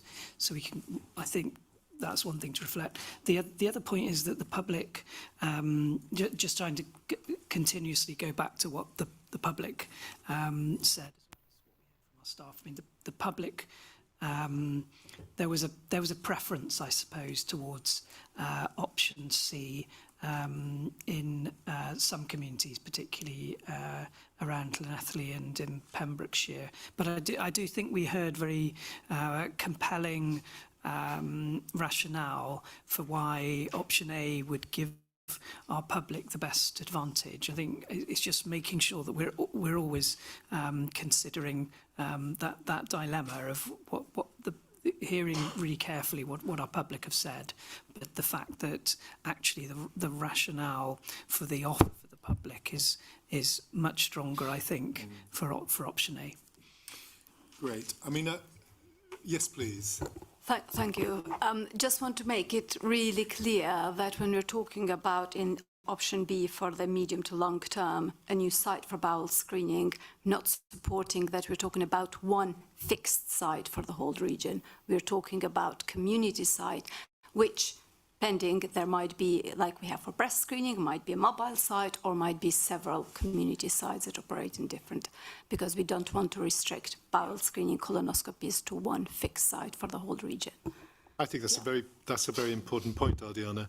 And I'm kind of thinking about as we look to the future, when we think about cross hands and other facilities, how we create multi-purpose environments that give us the opportunity to do lots of different clinical procedures and diagnostics inside that space. And I think we just need we need more information and more clarity on what that could possibly look like in the future. For the decision now, I think Anne's made an important point, which is let us bring this as close as possible to the communities that we are serving, recognising that it's going to change and the demand's going to increase in a compound way over the next few years. But let's focus upon that bringing together those endoscopic services at Prince Philip. I'm conscious much of the conversation yesterday was about an additional room, which felt a bit prosaic when we were thinking about the broad totality of developing this service. But actually, it comes down to sometimes some of those basic facilities, making sure that they're available and they're the right thing to do. So it feels to me option A is probably the best option for us to be choosing now. Notwithstanding your point, Lee, about the long term, will take us to think about endoscopic services being provided in communities in a different kind of way. Nikki, just make a So I'll come to Lee and then I'll come to you, Nikki. So yeah, so I guess so I guess just for clarity, then it'd be helpful if board were endorsing the need to look at how we provide that additional capacity in the future, and then obviously we can bring that back to board in due course. Just for everyone to be aware, the option of a mobile facility was considered as part of the options, but was discounted for various reasons. So I don't think we should get stuck too much on whether it's a site, multiple sites, or mobile. Or I think we just need to recognise at this point that we'll need the service to go away and assess how that could be delivered in the future, and then we'll bring that back to board in due course. Helpful. And that, as we heard yesterday, but just to emphasise that this is a service that we provide for Public Health Wales through long-term agreement, and they are the key stakeholders on this, and they're subject to national agreements, like JAG was referred to, the Joint Accreditation Group. So it is a process that will have several due regards in this. Okay, thank you. Thank you for the clarification. Nikki. The only thing I was just going to add in terms of the site was, as I talked through yesterday when we were consulting, we heard from our communities it was difficult for them to share their views around impacts on option B, specifically around not defining the location of the bowel screening site. So if further down the line there is a decision to move towards an option B, further engagement would be needed with our communities to understand impacts and potential mitigations linked to a single location or more than one site. Thank you, very helpful. So on that basis, can I propose that we agree option A, taking Lee's point, we also recommend that we come back to the question of the future delivery of this service in relation to meeting future demand, which will include further work around the potential site or multiple sites for delivering this service in the future. But I think your point, Lee, I think it's best developed within endoscopy, so they're best placed to decide how that might look. And as you quite rightly point out, Ardiana, it's something that will need to be done in conjunction and collaboration with Public Health Wales as well. Is everybody in agreement with that? Great, okay. And then let us move to our last service for consideration today. Alex, you look like you're going to say something. I was just going to give a recap of radiology, if that was helpful. Okay. So again, the option for consideration here involves development of a radiology hub. So again, that site wasn't determined, and we said during the consultation we wouldn't know where that would be. But this option 103 is bringing together different options that we consulted on. So it's got that element of a hub. It's looking at improving the diagnostic radiology across sites, but also bringing together interventional radiology, and particularly that really acute stuff, and into where we'd look to provide those most acute services. Again, supporting the issues that the service raised around developing and protecting that workforce and allowing them to meet the inpatient demand against the unexpected demand as well. Similar to endoscopy as well, what we've said in these options, it would not affect emergency radiology access. So if somebody still turned up to one of our emergency departments, or somebody who's in the acute medical assessment unit in Prince Philip, they'd still have the ability to access that emergency radiology. So this is looking more at how we manage the expected growing demand in terms of that planned radiology service.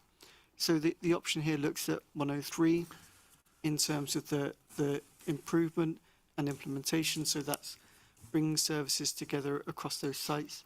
And then when funding and a location were identified, the longer term would be developing that hub for more diagnostic radiology.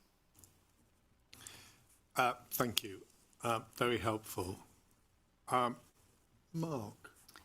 Claire, I think probably Alex said it all, really. I mean, there are a lot of similarities with endoscopy, aren't there? Diagnostics is a very high volume service and can and should be provided as close to home for patients as possible. And so we should provide it in every county. Quite often the radiology services are provided in hospitals because of the equipment and the very expensive equipment like CT and MRI scanners, that whilst they can be mobile, they don't offer the same quality and ability to provide the high quality, the high volume that we do on each site. Also, there's a necessity for radiology to provide support for acute care. Glangwili has the highest volume of acute care and the necessity for inpatient interventional services, and that's why the services suggested focusing that in Glangwili. But as Alex has alluded to, that doesn't mean that interventional care won't be available on the other acute sites. It will be. So I think very much clinically I would support this option. I suppose the issue that we should call out is about the community provision, and it was described by the service yesterday about the services in South Pembroke, Pembs and Llandovery, and about low volumes being provided there and the issues they have about providing that. So I think I'm sure that'll be disappointing to the communities if we choose and decide upon this option. But I think we've heard from the service about that is a field that they feel that that's the only real way forward. Thank you, Mark. I wonder whether I'm just thinking about the South Pembs and the Llandovery sites where the equipment kind of reaching that point where it's going to need to be replaced, or it'll just be no longer usable in terms of this. Because obviously those sites are really important to local communities. In the case of Llandovery, I think they actually bought the equipment. You know, the community is a vibrant, passionate, highly supportive community of delivering healthcare within its environment. They were instrumental in acquiring the X-ray technology in the first place. I'm wondering how we are mindful of those issues in terms of thinking about our decision today. Andrew. Okay. Dr. that was one of the areas that I wanted to comment on and pick up on, because I'm a bit like you've articulated there. I'm particularly mindful of the conversations we had in Llandovery and the fact that the X-ray machine that we would be taking out of use through this was funded by fundraising efforts in that local community. So they're obviously very passionate about the service and access to a service there. The challenge we've got, as we heard yesterday, is that, and particularly now we've implemented the digital radiology system, is that that machine is no longer compatible with our digital infrastructure in terms of reporting and our ways of working, and would need replacing very soon, which wouldn't be a priority from a Welsh Government perspective, I think, to fund based on some of the other ageing equipment we've had, which Mark has articulated there around CT and MRI scanners, for example. I think what I would want to be emphasising through this conversation, though, is that I know through conversations I've been having operationally, and in particular in the space of urgent care and urgent emergency care, is what future role Llandovery as a site might play in some of that urgent care model, and helping us to provide I still think there is a really important role for Llandovery. It's not defined. I wouldn't want us to see, and I hope the population wouldn't see it as defined by this one aspect of the service. I'm really committed to wanting to have a conversation around how does it play into our wider urgent emergency care strategy, and urgent care in particular as part of the service model we're looking to develop, and as part of our integrated urgent emergency care blueprint that we've previously discussed as a board. So that's a conversation certainly I'd be keen to follow up on, and I know I've had some conversations with key members of the community there around them wanting to engage in a conversation on that as well. So I'd want us to be mindful of that, as you've said. I think the other point I just wanted to make then as well was around, I'm conscious that in this one, actually there's quite an impact for our staff that is described, that again came through quite strongly through the process and through certainly the conversations I've been party to. We would be asking them to move away from an on-call system into a shift system, which brings differences of reaction from different members of staff.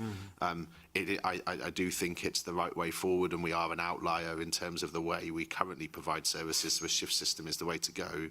But I think we, again, would want us to be mindful of the impact that will have on the perceived impact and the impact that our staff feel that would have on them at this point in terms of moving to that from where they are at the moment. So just something else to be mindful of, but I don't think changes where we would probably want to go in terms of decision making. Thank you very much, really helpful, because it felt to me when we heard this yesterday, there was a tension between some members of staff welcoming the change to a shift system and others not. And I suspect that's the nature of organisational change. You know, you might agree a model, but actually enabling people to come with you willingly and intrinsically because they think it's the best thing is another step in the process of delivering change. So those things would need to be managed through in terms of any agreement or decision we would make here. But really important decisions, because we know the fragility around this service has very much been linked to the workforce. And the more that we can kind of think about how we can create a resilient workforce that feels it's delivering its best in the best way possible, feels to me the correlation between delivering a service that's resilient is absolutely clear. So I think there is something for us about thinking, you know, we can look at these changes in terms of the transactional shift towards delivering them differently, but it's fundamentally about the workforce that I think we need to be most aware of. Yeah, just to say as well, I think just to emphasise what you've said, I think obviously radiology as a service is a real foundation of a lot of what we do, and it needs to be a foundation of how we move to a more 7-day-a-week model. Indeed. And that change in working pattern is going to be central to being able to do that in a sustainable way. I completely agree with that. Colleagues, any questions or any thoughts? Yes, please, Hugh. Yeah, thank you, Chair. There was a comment raised yesterday, and I wanted to kind of reflect on that today around not having invested in radiology for, I think, 9 years was the phrase used, or the period used. Clearly this is an area where demand is increasing very significantly, but I wanted to reassure the board that investment was made this year. I think we put 1.5 million in from our core funding, and if I recall, about 3.5 million from our own planned care recovery funding into radiology, with a further 1.7 million to come in next year. The reality, of course, is that's not keeping pace with demand, but I wanted to reassure the board that funding had been put in, but also recognise the severe constraints within the service. Thank you, Hugh. Very helpful. Colleagues, Anne. Thank you, Chair. It's kind of reiterating what Andrew said. It's going to be the staffing. My gut feels that this is going to be the biggest staff shortage area that we need to build to get this up and running, because we're going into a 7-day service, because we're going to be going into, it seems it's the least covered area, and I think we're going to have to look at grow your own and really advertising and recruiting to get into that field, to even start. I know this plan goes over a period of years, but it's going to take a bit of staff to get this into place. Thank you. I think you're echoing the things that we think we need to think about carefully in relation to this. Thank you, Anne. Lisa. Yeah, thank you. And obviously the workforce plan is critical for this one, so there is additional staffing requirements in there as well as change for our workforce. So absolutely, we're part of that implementation plan. Very good.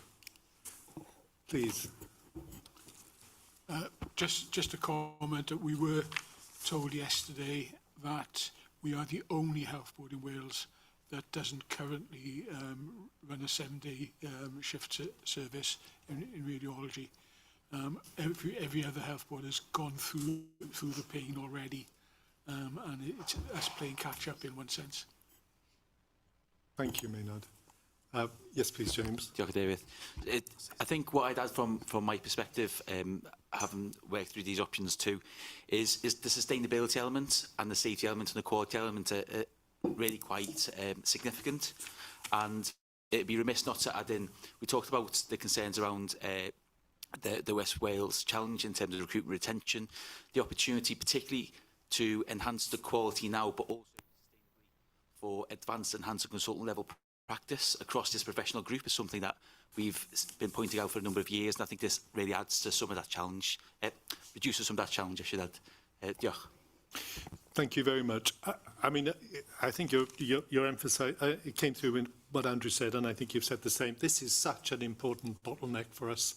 If we can't get this right, it impacts upon our cancer diagnoses, it impacts upon our treatment across a whole series of fronts. We absolutely need to, this is pivotal. This is pivotal within the diagnostic space, as indeed endoscopy, for us being able to deliver all of our targets in relation to some of those broader treatments. Lee. Thank you, Chair. So just 4 quick points then. So similar point to endoscopy, important to highlight that what we're proposing here doesn't impact on our emergency pathways, the emergency departments, that is retained on all the sites. Secondly, we mentioned Llandudfri and South Pembrokeshire Hospital. As part of the implementation planning, I think we're going to need to do a detailed piece of work around the operationalisation of the change there if we support this option, not least any consequence for other activities that are currently going on those sites. In relation to the regional hub point, I think the same applies to endoscopy. It would be helpful, I think, if board could endorse that as a direction of travel, and in order for us to commence a piece of work to assess how that could be delivered, but without obviously any specifics at this point in terms of where or in what form that would take, but just to anticipate that projected demand. And I guess just a final point, obviously a point that Hugh has made multiple times, in agreeing at this direction of travel, what we're not doing is endorsing further investments into the service that, as has been noted, we are making that routinely anyway, but what we're not in a position to do is predetermine future annual planning prioritisation decisions. We're just setting out the direction of travel, which we can then build the service from. Thank you very much. Very helpful. Nikki. And it was just to add with that longer term option 103 with the regional hub. As we said with endoscopy, we didn't define obviously the location of that hub. So if once plans are taken forward, if that is something that the board agrees today to develop that, again, we'd want to go back out to our communities to understand the impact of wherever that potential location for that regional hub may be. Okay, great. Thank you. Phil. Yeah, a couple of points, then one question I had. So, as you said, Chair, that these services are absolutely intrinsic to the function of every other service that we provide, and that includes primary and community services as well as all of our hospital services. So it's important that these services work really well for our public, for the organisation. So I think we heard that compelling case, I think, yesterday for change.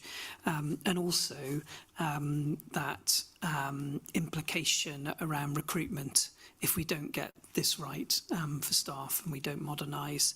I think Andrew and Lee have made some important points about Llandovery.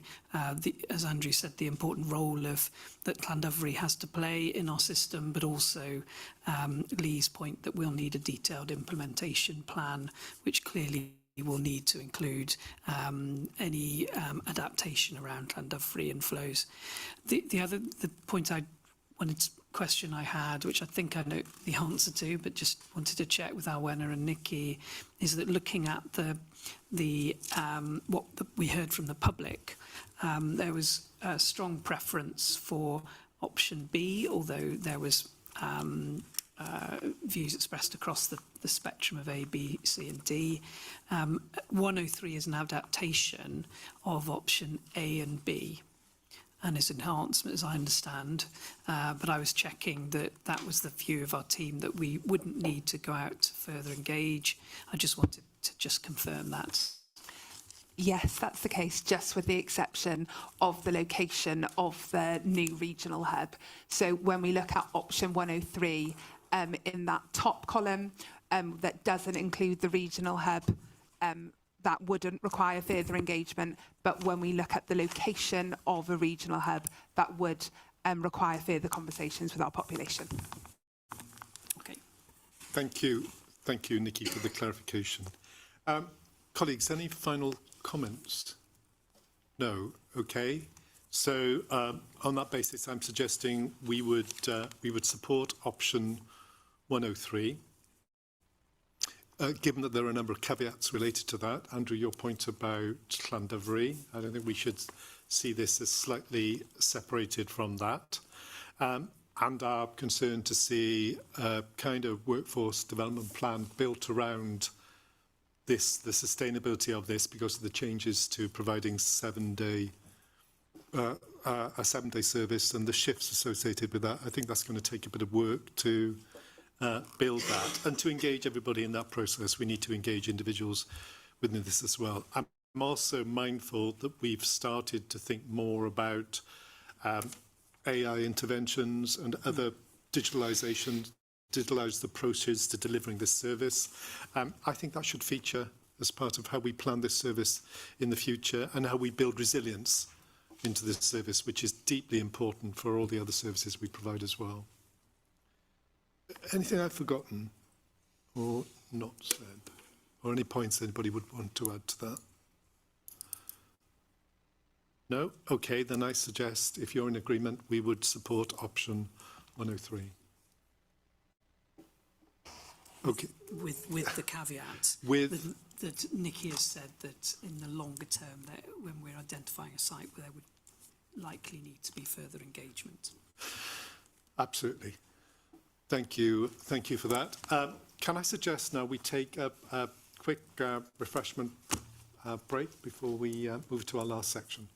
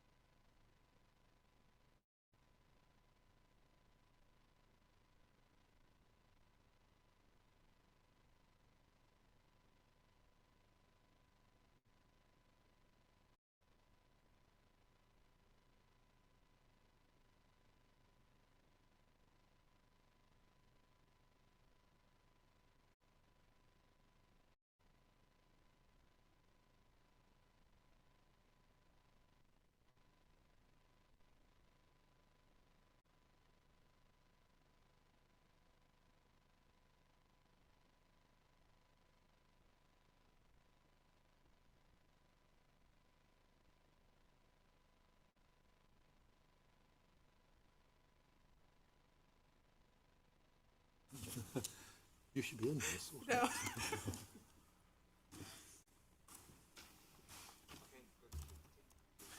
Thank you for coming back so promptly. We're now going to move to our last item, which is the role of acute hospital sites.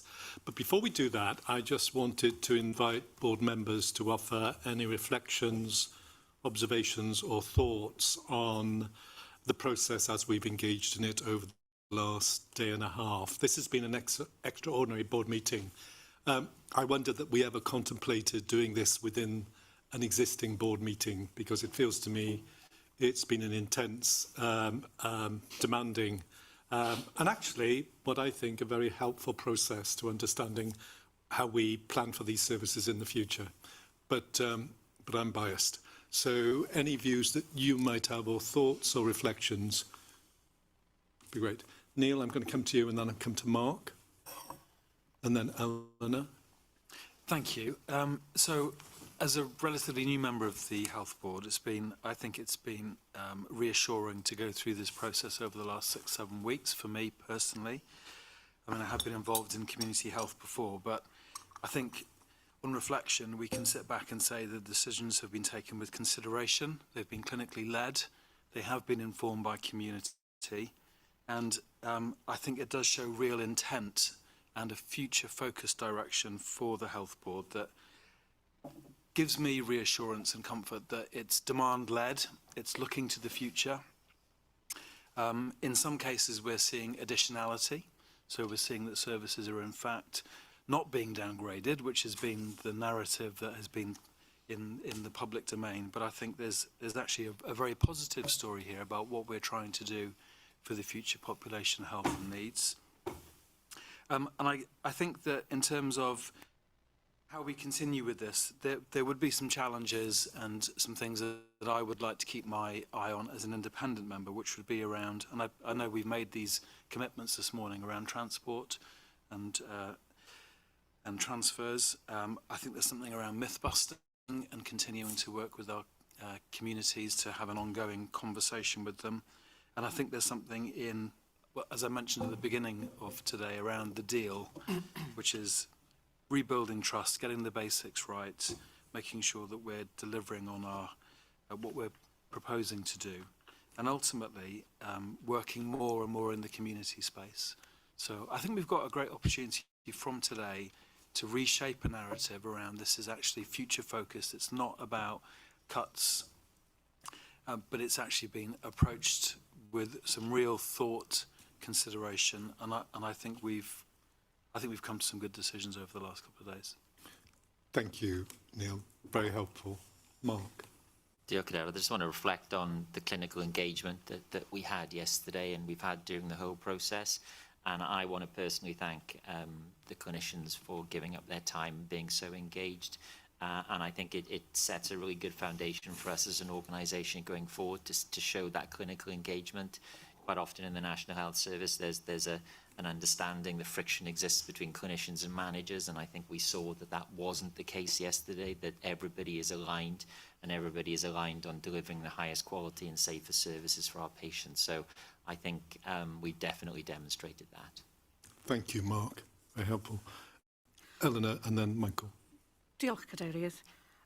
Diolch I pawb sydd wedi bod yn rhan o'r broses I helpu ni cyrraedd at ble. To help us reach where we've reached today, the communication team, the clinicians and everyone who has come here and shown their experience in the area. It's been an intense 2 days, but ones where we've had very focused discussion, and we wouldn't have had that focus without the work that the team have done on the analysis to get us here. I think it's been managers, communications, community, and I think something Neil said struck home. This is about looking to the future so that we can paint a proper picture of what it looks like for the people that we serve as a board. And it has put health, quality, safety, well-being, all of it at the heart of what we do. And I'm really impressed with the contributions that we've had in. I think it's been a long couple of days, and I'm delight to see. I've seen colleagues concentrate throughout, which is not easy in these circumstances. We could never have done it in a board. It had to be an extraordinary meeting, and thank you for your forbearance with that. And thank you to Neil for chairing us through it as well. It's not an easy thing to chair for a day and a half going through. So I just hope I believe we've come to the right decisions, and it's now time to explain that and explain the next steps in this journey to the people that we serve. Thank you. Thank you very much, Eleanor. Michael. Thank you, Chair. I find this has been a very worthwhile and well-run last 2 days. I want to pay particular tribute to those who produced the slides we've been working off, which I've some very complicated issues there, but I think they've been, my personal view is that very user-friendly as I describe them, and I think there's a great credit for that. I just want to echo something which was said at the very beginning of the meeting yesterday about the need for the transport strategy. I come back to that, and I want to say something I've pushed many times. I'd like to see us not lose sight of that as a parallel, important piece of work which has to start tomorrow, basically, and maybe that coming back to a board meeting shortly about how that is happening, because I think that would that's something that has to be done, and it has to be done now in parallel as we go forward with the moving these other decisions through the system and taking them forward. Thank you, Michael. And I would absolutely support that view. I think that's absolutely what we should be doing, and we will come back to a board in the future and address it there. Andrew. Yes. If I may, I just wanted to take the opportunity to publicly thank my teams yesterday for the way they approached the session, the way they presented and dealt with the questions. I know coming in, we might not think so because we think we're a friendly bunch, but I know for a number of them it would have felt like quite a daunting experience coming into this room in this setting to talk about some of the difficult issues that we needed to deal with yesterday. But I was very proud of all of them in the way they handled that, and I hope that the way they've dealt with that has helped us in our deliberations and discussions as well. And also, in thanking them, I also want to make sure I thank, obviously, Ben, Nikki, Alex, Sarah, Yvette, everyone that's been involved from all of your teams as well, and Lee and Owen's teams in terms of their support to my teams in getting to that point and getting us to today, and echoing the points Michael's made around the quality of the documentation, everything we've been working off. So it's just an opportunity to thank them publicly. Thank you, Andrew. Well said. I'm going to come to Sharon. Oh, thank you, Chair. My apologies. Apologies I wasn't in the room with you. I think it's my loss, but I completely concur with what the colleagues have said, and certainly with Neil in terms of this provides us with the necessary direction of travel. I think our discussions have illustrated that future success will depend on safeguarding quality, focused multidisciplinary team working, and ensuring that the changes do not widen inequalities for our rural communities.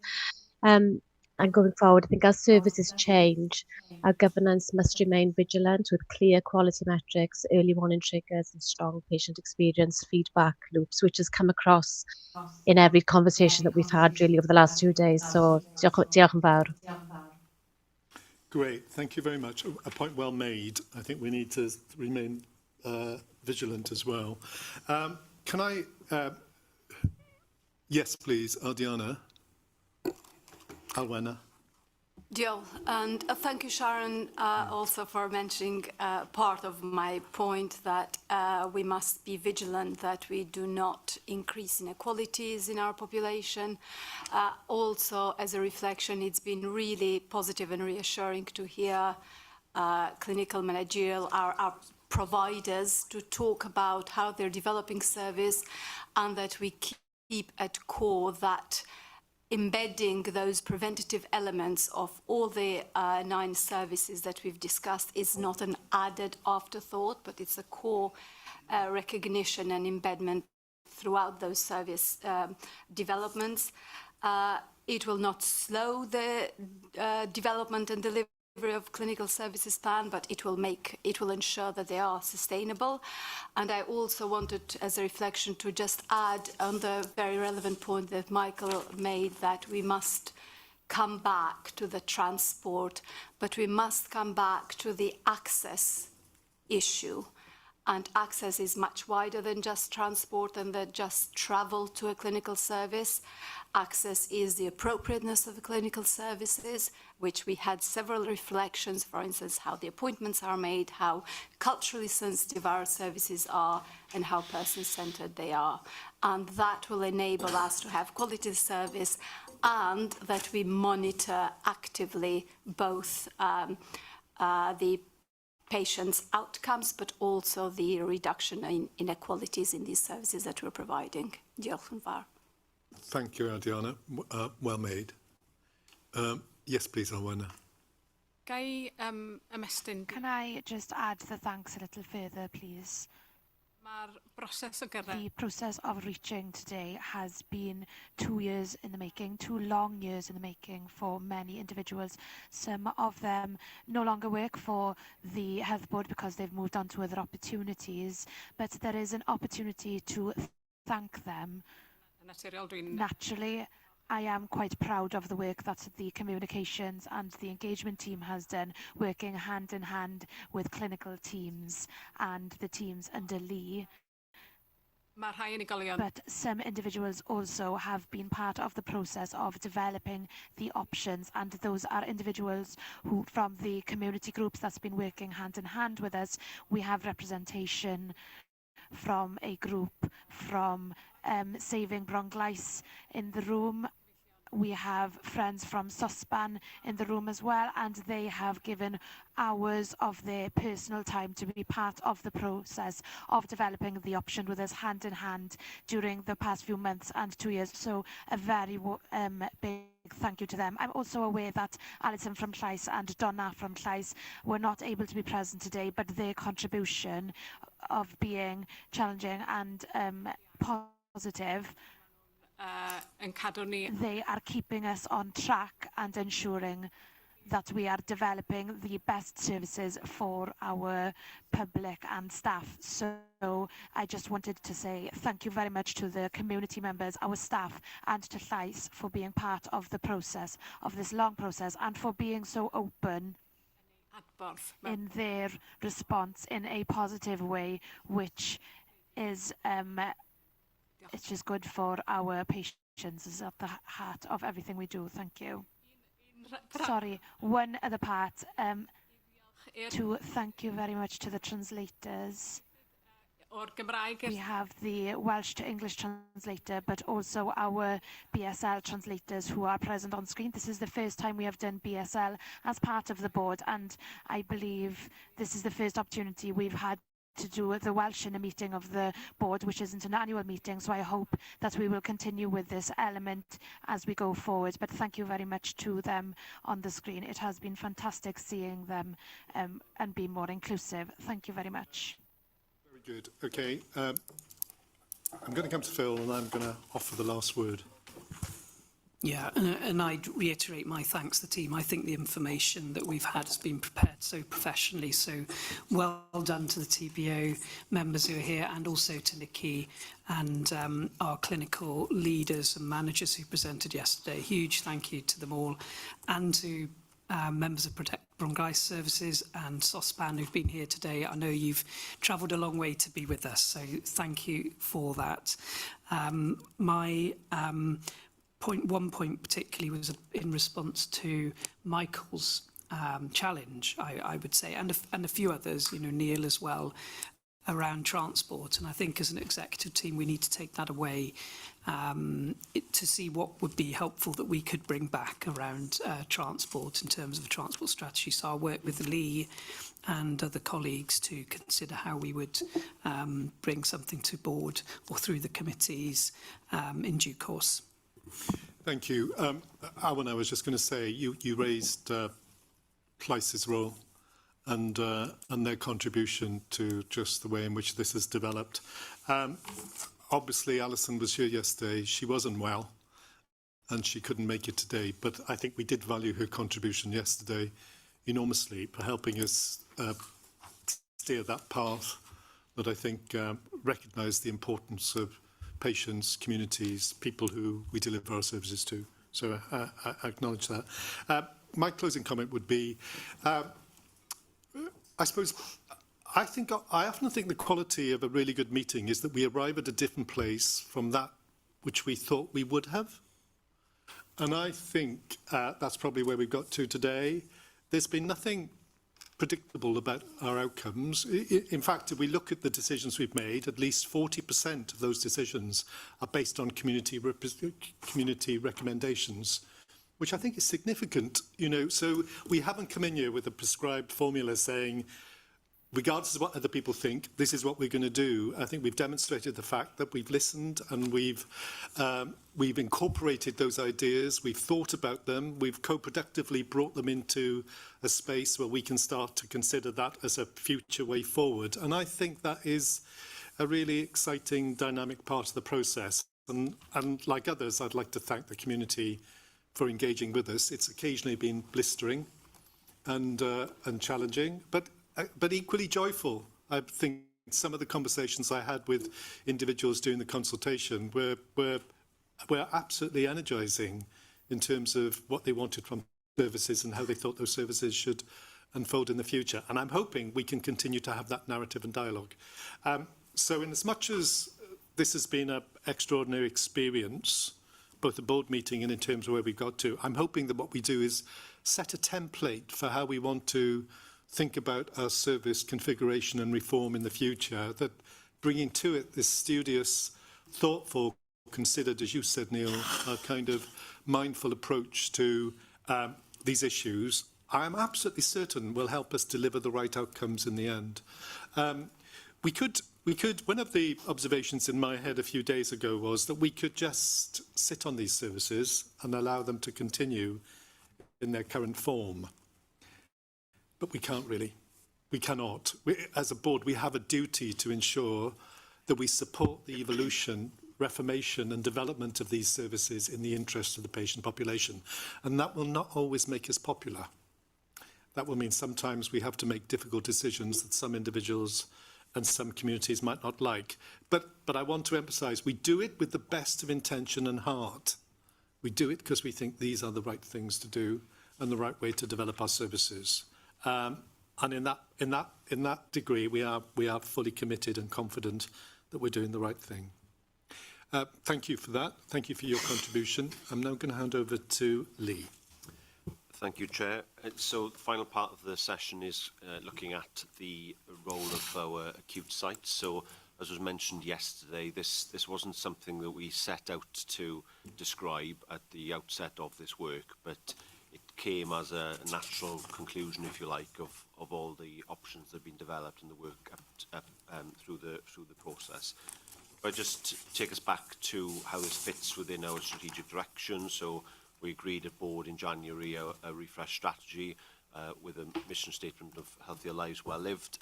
Within that, we set 4 strategic objectives: thriving teams, healthier communities, great care and positive futures.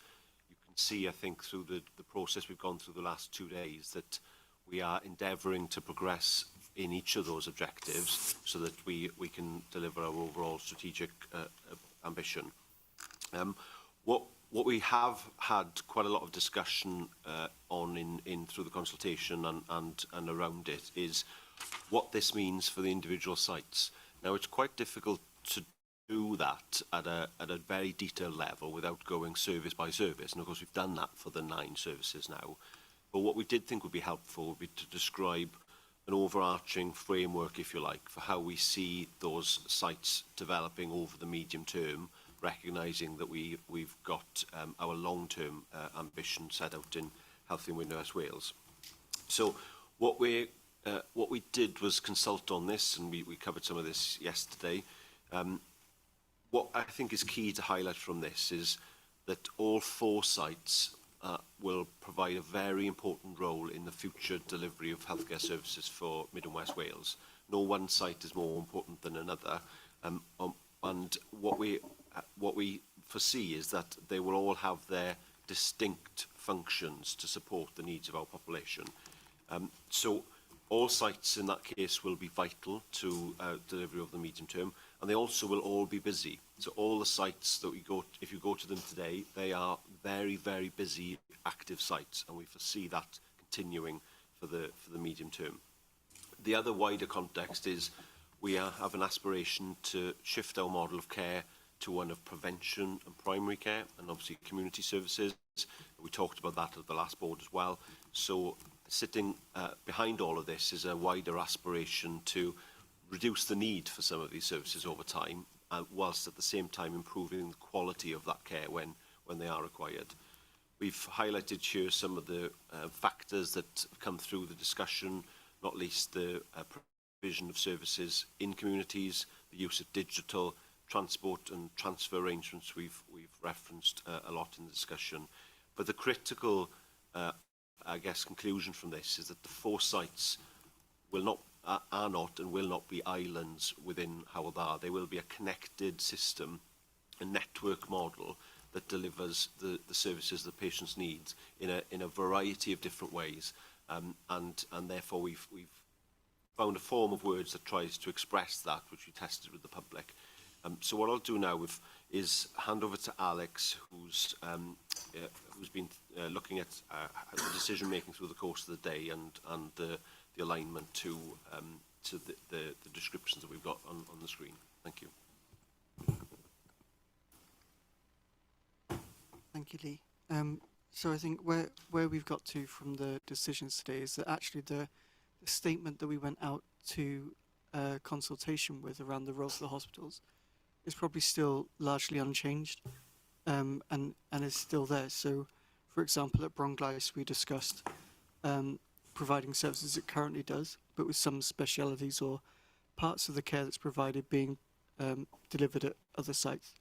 So in particular, in the discussion today, we talked about parts of stroke no longer being provided there, but you'll still be able to access that emergency care and the rehabilitation, that option, idea that was proposed, and a strengthening as well of the emergency general surgery service in the future. So there's still very much almost a status quo of Bwrdd in terms of the role it provides. Glangwili, the decisions made around emergency general surgery and stroke there kind of emphasise that strengthening of the acute role it plays, while we've looked at some of the inpatient parts of urology and the planned diagnostic work of radiology going to other sites. So it does match that description that we put out during the consultation. And then Prince Philip, so today we discussed around the role it plays regionally, providing that orthopaedics role, as well as some of the other opportunities to develop regional working. So if you've got hubs of services developing there, what that could mean for the future. And then with Withybush, I think we heard quite strongly throughout the consultation that people were concerned around the erosion of services. Today, the decisions made around emergency general surgery and critical care very much retain, as we described in the consultation, that immediate access to emergency care. So people will still be able to go there. They'll be able to use those SDEC services, the treat and transfer. So they get seen by somebody right away. But if they are really unwell, they are really ill, that we'll be able to get them to somewhere where they can provide that care. So I think the statement that we put in the consultations reflected still within the decisions made. And I suppose the question that you posed earlier, Neil, around what this means going forward, and yesterday as well. So we know that Bwrdd Hospital developed a strategy shortly after the 2018 Healthy Mid and West Wales.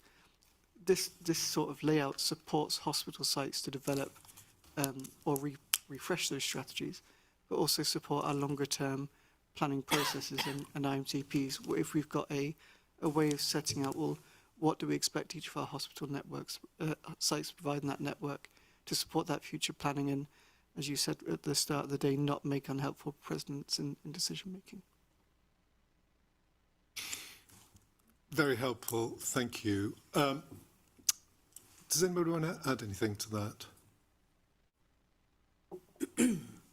I mean, for me, it's interesting, isn't it? Because one of my observations over the last couple of weeks is, have we been clear as a health board what we think each of our hospitals will be offering in the future. And we might understand that clinically, because we understand the complexity of those services, but I'm not sure patients have an appreciation of what those buildings and those services they're offered look like. And there's something for me about trying to kind of shorten that gap between what we're saying, but actually how we paint that picture of what that particular facility will be doing and how it does it in the future. I would want that. I would want to know that Withybush was going to be this kind of facility and that we were working towards that. And I would want to know the same about Bronglais, Glangwili and Prince Philip. One of the dangers of the CSP is that we iterate these services, so bit by bit, and practically and operationally, because that's the best way for us to be able to manage this in a complex system. But what we end up doing is kind of losing that sense of what is the coherent picture of each of our hospitals as facilities, and how do we communicate that best to the patient population and the wider community to give them assurance that these hospitals are everything you've said they're going to be, Lee. They are vital, they are deeply important, they are networked across the organisation, and they're delivering healthcare that we can be truly proud of. I think that's really important, and I've not yet seen that picture. And if I can't see it in my head, patients can't, or communities, I don't think. Yeah. Yeah, so there was one point I wanted to make, actually, just about, sorry, microphone. There was one point I wanted to make about the four descriptions we have. A non-Bronglais hospital, I just thought that we might want to tweak it, and I put it out there, around tweaking it slightly, that providing services it currently does suggests that we aren't adapting, enhancing, improving, and I think, and networking. I mean, I think what we have heard over the last 2 days is that we are expecting advancement, not only at Bronglais, across all our sites. It's just in the Bronglais description, it does sound rather like it's sort of staying as it is, whereas actually that is not what we've described. So I would perhaps argue for providing, we probably need to get the wording right, but I would suggest we need improvement or enhancement and networking in that box. But otherwise, I think it's helpful to have this description because of what you said. Of course. Any other views? No? Okay. I'm just wondering, is there anything, Lee, we need to take from this now? Or? So, on the basis the board are content with the general thrust of what we were describing, noting Phil's point, we can think about the specific wording. I think probably to build on your point, then, Chair, the next step would be to further describe the future roles of the sites, and we can think about how we do that over the coming months and engage the board on that as required. Great. I think that would be really helpful. I think that takes us back to where we started the conversation yesterday, which is us being aware that these hospitals will transform. They will transform over the next decade, as will every hospital in the country. And we need to be at the front of that, not kind of being pulled from the back. We need to be at the cutting edge of that for our patient population across Wales. So thank you very much for that. I think that's been very helpful. Thank you, Alex. I'm going to close this part of the meeting, and before we move to our item on regional cellular pathology. Before I do, I just want to thank Claire, who has stalwartly kept a minute of everything that we've done over the course of the last day and a half, which I think has probably been Herculean in terms of capturing the detail. I know she's provided me with that detail, which I've already found very useful, but I just wanted to thank Claire. Thank you.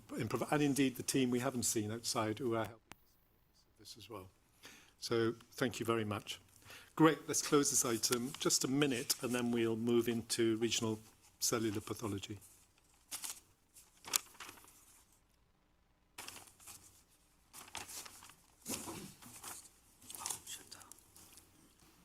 Chair, just to declare an interest on the papers, although they are, being discussed in the public domain, just to say that I will not be participating in any conversation because of the declaration of interest being an employee of Swansea University. Okay.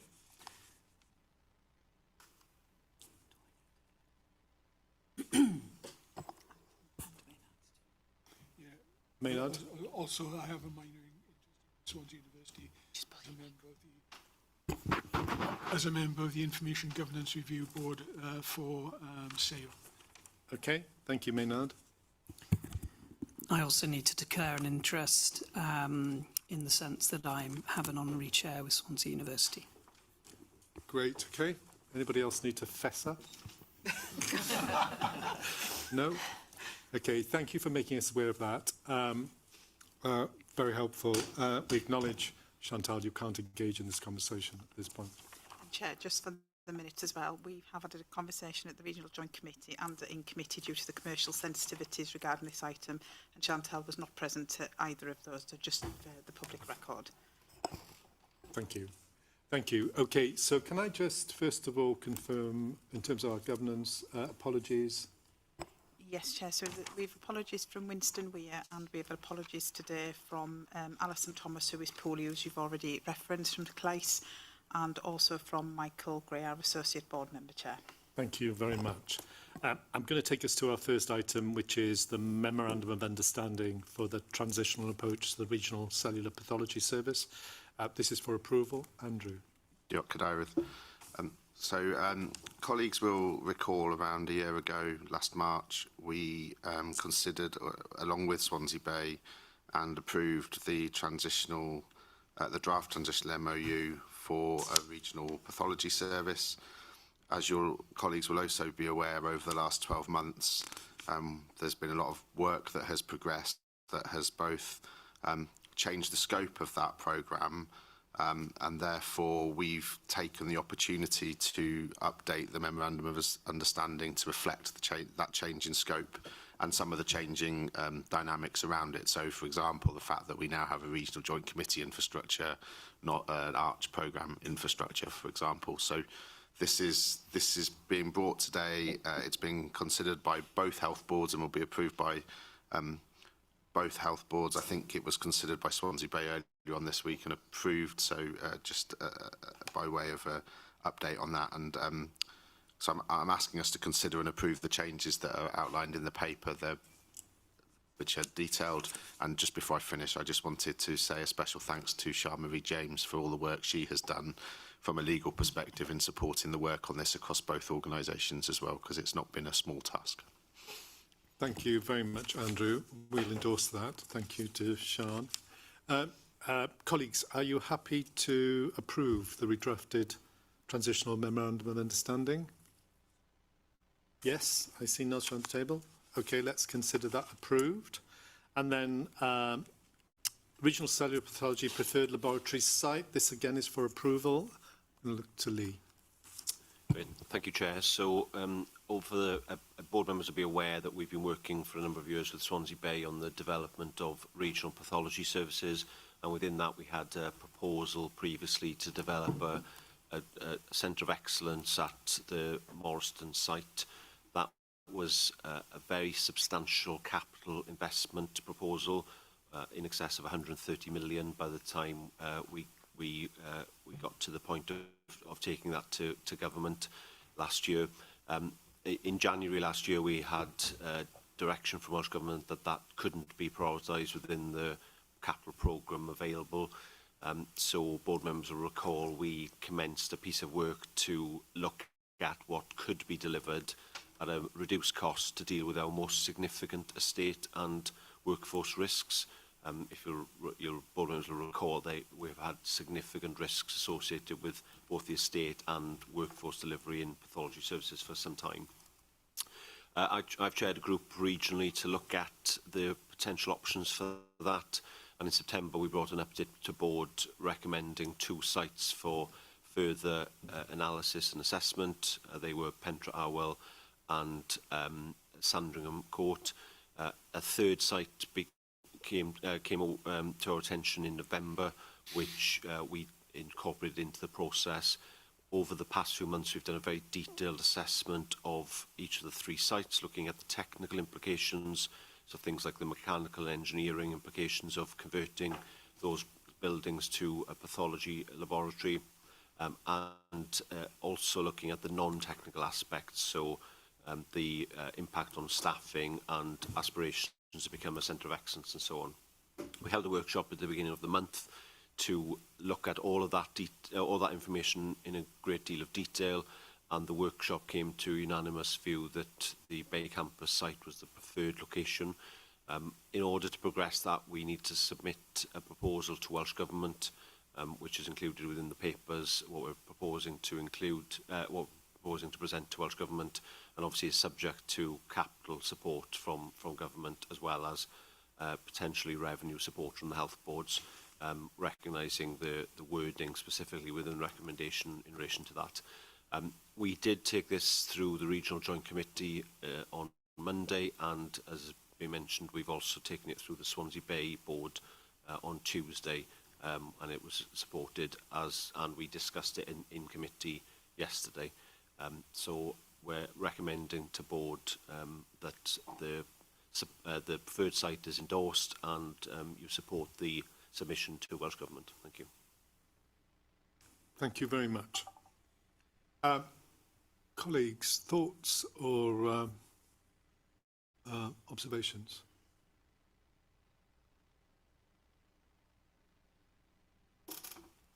No? Hugh.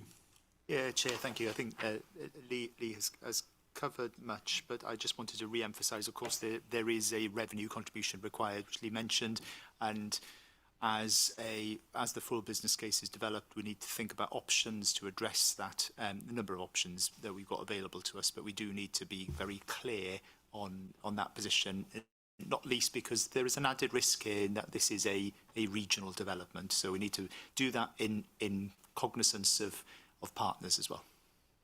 Diolch. I completely agree with that. Yes, please, Eleanor. Thank you. Just a reminder, our starting point of this is our severe concern over the conditions of the Cellular Path Lab in Hywel Dda, in Glangweili, and the risk of not doing something is probably greater than the risk of doing something. But having looked through these plans, we supported it at our Regional Joint Committee, and I'm very supportive of the process that's been through and of the recommendation as is. Thank you, Eleanor. Very helpful. If there's no other comments, can I suggest that we approve the recommendation? Great, okay. Thank you. Let's record that. Any other business? No? Oh, yep. Well, I wanted to let the board know that I've had a letter from Welsh Government this morning to let us know that we are being de-escalated as an organisation around our cancer performance from level 3 to level 1 because of our sustained performance above 63% of the cancer target. So a big thank you to the teams who've made that possible. It's a significant achievement, and of course not all organisations are being de-escalated. So that doesn't take away from the fact that 63% is not the target. We need to, in fact, one of the conditions in the letter is that we continue to improve. And of course, that is certainly our plan to do so. Great, good news. Good news. Thank you, Phil. And well done to everybody who's contributed to that. Lee. Thank you. So on just a different point, taking us back to the main purpose of the meeting today. We didn't cover next steps particularly, but it was set out in the slides. So hopefully that's self-explanatory. But what I did want to just highlight is that we have undertaken impact assessments. These are all available on the consultation website, and that we've considered within that socioeconomic duty and other factors. And there will be further work for us to do on the impact assessments following decision making today. So I just wanted to clarify that point for the board. Of course, and in many ways, well, indeed, I think that's very helpful. Thank you for clarifying. Great. If there are no other comments or suggestions or observations, I'll close the meeting. Thank you very much.